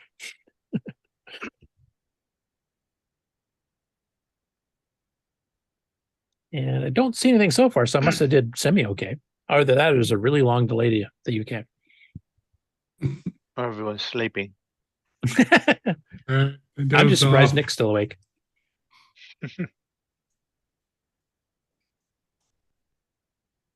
That's all I got. And it didn't look like Brian Loser was able to make it back, so I guess we'll have to hit him up next week for some stuff. Now, what are you working on there, Bob? Yeah, what is Bob working on? Yeah, mute. Yeah. Oh, I'm not working on mute. there for a while. Well, I'm working on my DC powered CoCo here, and trying to update the 5-volt constant power that runs the SCART to HDMI board. Basically, so that it doesn't take so long to sync up if I reboot the computer, like power off and power back on. If I'm running the SCART box off of the computer's 5 volts, the SCART box turns off and it takes a while to resync. So I got just a separate little 5-volt regulator here, but I hooked it up backwards and I think I fried it, so I'm gonna have to order another one. Separate little. This is why I do hardware. It's too expensive a hobby. All right, you can fix a bug in software in seconds. Hardware bugs require reordering. Yeah. You order 2 to begin with. And you I wanted to mention something Sixy put in the chat here before I forget too. I'm just scrolling back for it. But basically, when we're talking about the using the stack blasting using all the registers, and I said the only game I remember using it was Cum Guy. He corrected me. There's another one, Stuart Orchard's Return of the Beast, which is one of the most impressive games on the Dragon and the CoCo 1 and 2, and it's basically a clone of Time Pilot 84. Does use that technique where you shut all interrupt sources off and then stack blast everything, and that's why that game moves so smoothly. Let me start. Go ahead, Rick. Nothing important. That was better. I never order one part. If I'm going to order something, it's always I will order several. Right, and I've got Mark's box of bolts in my parts desk of chips I will never use again, but I've got some. Yeah. I'll have one when I need 3, but I've got some. Yeah, especially for common parts like voltage regulators and such. Yeah, I don't even buy 2 or 3. I buy them in like 10. Oh yeah. Get a tube. Yeah, what the heck? Yeah, like This was an experiment. Yeah, like the LM117. I have a bunch of them in 2.5 volts, 3.3 volts, 5 volts. Bob, we got a comment from Rocky Hill, just joined us, Pedro there, and he says, I had to step out, but I think I heard there was a magic smoke incident. Well, there was no smoke released. This is a sealed unit, so. Oh, it stayed in, but it was released, but it didn't get out. Right. Yeah. It's a good way to make things explode, though. It was internally organized. What RAM board is that? That is the I should know this without having to read it. Is that the banana thing or what? Oh, that's the one designed by Kieran Anscombe. Oh. All right, yeah. So it's a 512K board. Yeah, Rocky. It was internal damage, internal bleeding damage. Quick check on Zipster's website. He has some STCs available. Cool. Things are moving. Cool. Yeah. So, Frank, you have STCs available? Yeah, actually, he mentioned to me earlier this week he was wondering if we'd made some special announcement about Retro Rewind or something, because he had 11 CoCo STC orders in 6 hours in the middle of the week. There you go. Your advertising dollars at work. That's retrorewind.ca for. Yeah. Okay. And he always loves it when we have a bunch of people order CoCo STCs at once, because he can't use his pick plants and all that stuff to work it. He has to hand solder everything. So. Oh, okay. So let's all save them up. We'll save a code word for every show, and you're supposed to order stuff from Retro Rewind. Well, we'll get a bulk order of 100 or something and just watch him solder for days. So is this his wrist out of the cast now? I think so. Or he's got my helmet so he can solder like that. Yeah, it's nice having 2 sources, because that is definitely if you're gonna get a hardware add-on for a CoCo, that is Number probably one. the first one to get, no matter which CoCo you have. I suggest you get more than one. One. Yeah, I have 2. because I've blown up my first one, so I'm now going to have 2 working ones at all times. And they do wear out after a while too. Like the SD cards can wear out from too many writes, which when I'm developing Nitrostine is quite often. But also eventually, like the CPLDs and stuff, actually eventually kind of can kick the bucket too. I think it happened to Nick, if I remember, and he had to order a new chip to replace the old one. Well, and you only have to flash ROM. Yeah, and when you order them from Retro Rewind, don't order one, order two. It's always good to have a backup, especially considering you have more than one CoCo. Why not have more than one CoCo SDC? That's exactly why I have two. Get yourself, as a guy used to know called it, a pair and a spare. And Mark Mosley, should we make it a weekly thing to see what Zipster does have available on this site? Because that's actually not a bad idea, because he's only rotating through certain products, and every week it might change as to what he's got available. I mean, we do want to encourage people to go visit his site, just as we want to encourage visit Retro Rewind site.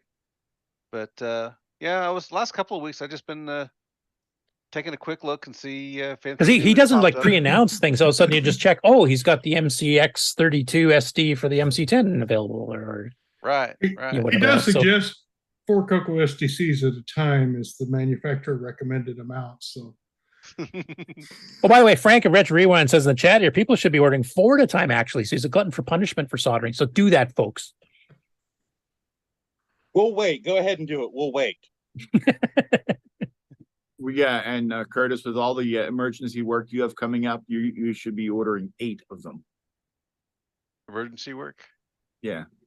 It was like he got a rush job the other day. And he's like, "Oh, I've got a rush job." Oh, that wasn't CoCo related though. So yeah, but the money can be applied to CoCo. Oh, I see what you mean. Yeah. Yeah, since you got that's when I start burning out the SDCs, doing all my nitrous time. When I get back fully into that, that's where it's gonna. Mind you, I might probably burn out the SD card before I burn out the SDC itself. I've burned out a few SD cards, but I haven't burned out any CPLDs or anything yet. Yeah, Nick has, and I think a few others have, if I remember correctly. Yeah, you only got to unplug it once at the wrong time, and U4 is gone. So has there been any updates to the correcting the issues with the latest firmware upgrades? No, I mean, Darren's aware of it. He joined the Discord, and he was kind of talking about things there, and I haven't heard anything further on that. I know he was running out of room on the existing chip to do too many more mods to it, but I know in my case, I'm sticking with the old one because I'm not giving up all the speed for, I have to slow it down on purpose. Especially on the Gimme X. I mean, I really don't want to slow it down more than it has to be already. Frank says PLCC sockets also suck. Easily the worst socket ever made. Yeah. Yes, they are. All right. Well, we ready for an outro? I think so. This concludes another episode of the CoCo Nation, the world's leading live interactive talk show featuring the Tandy Color Computer. For all things the CoCo Nation, visit us on the web at thecoconation.com. We'd love to hear from you. Send feedback, suggestions, even segments via email to show@thecoconation.com. The CoCo Nation Show would not exist without the community and its cast and crew. The CoCo Nation theme song, copyright 2022, D. Bruce Moore. Mixed, mastered, and produced by D. Bruce Moore. The CoCo Nation is over. Join us on the CoCo Discord server. CoCo forever.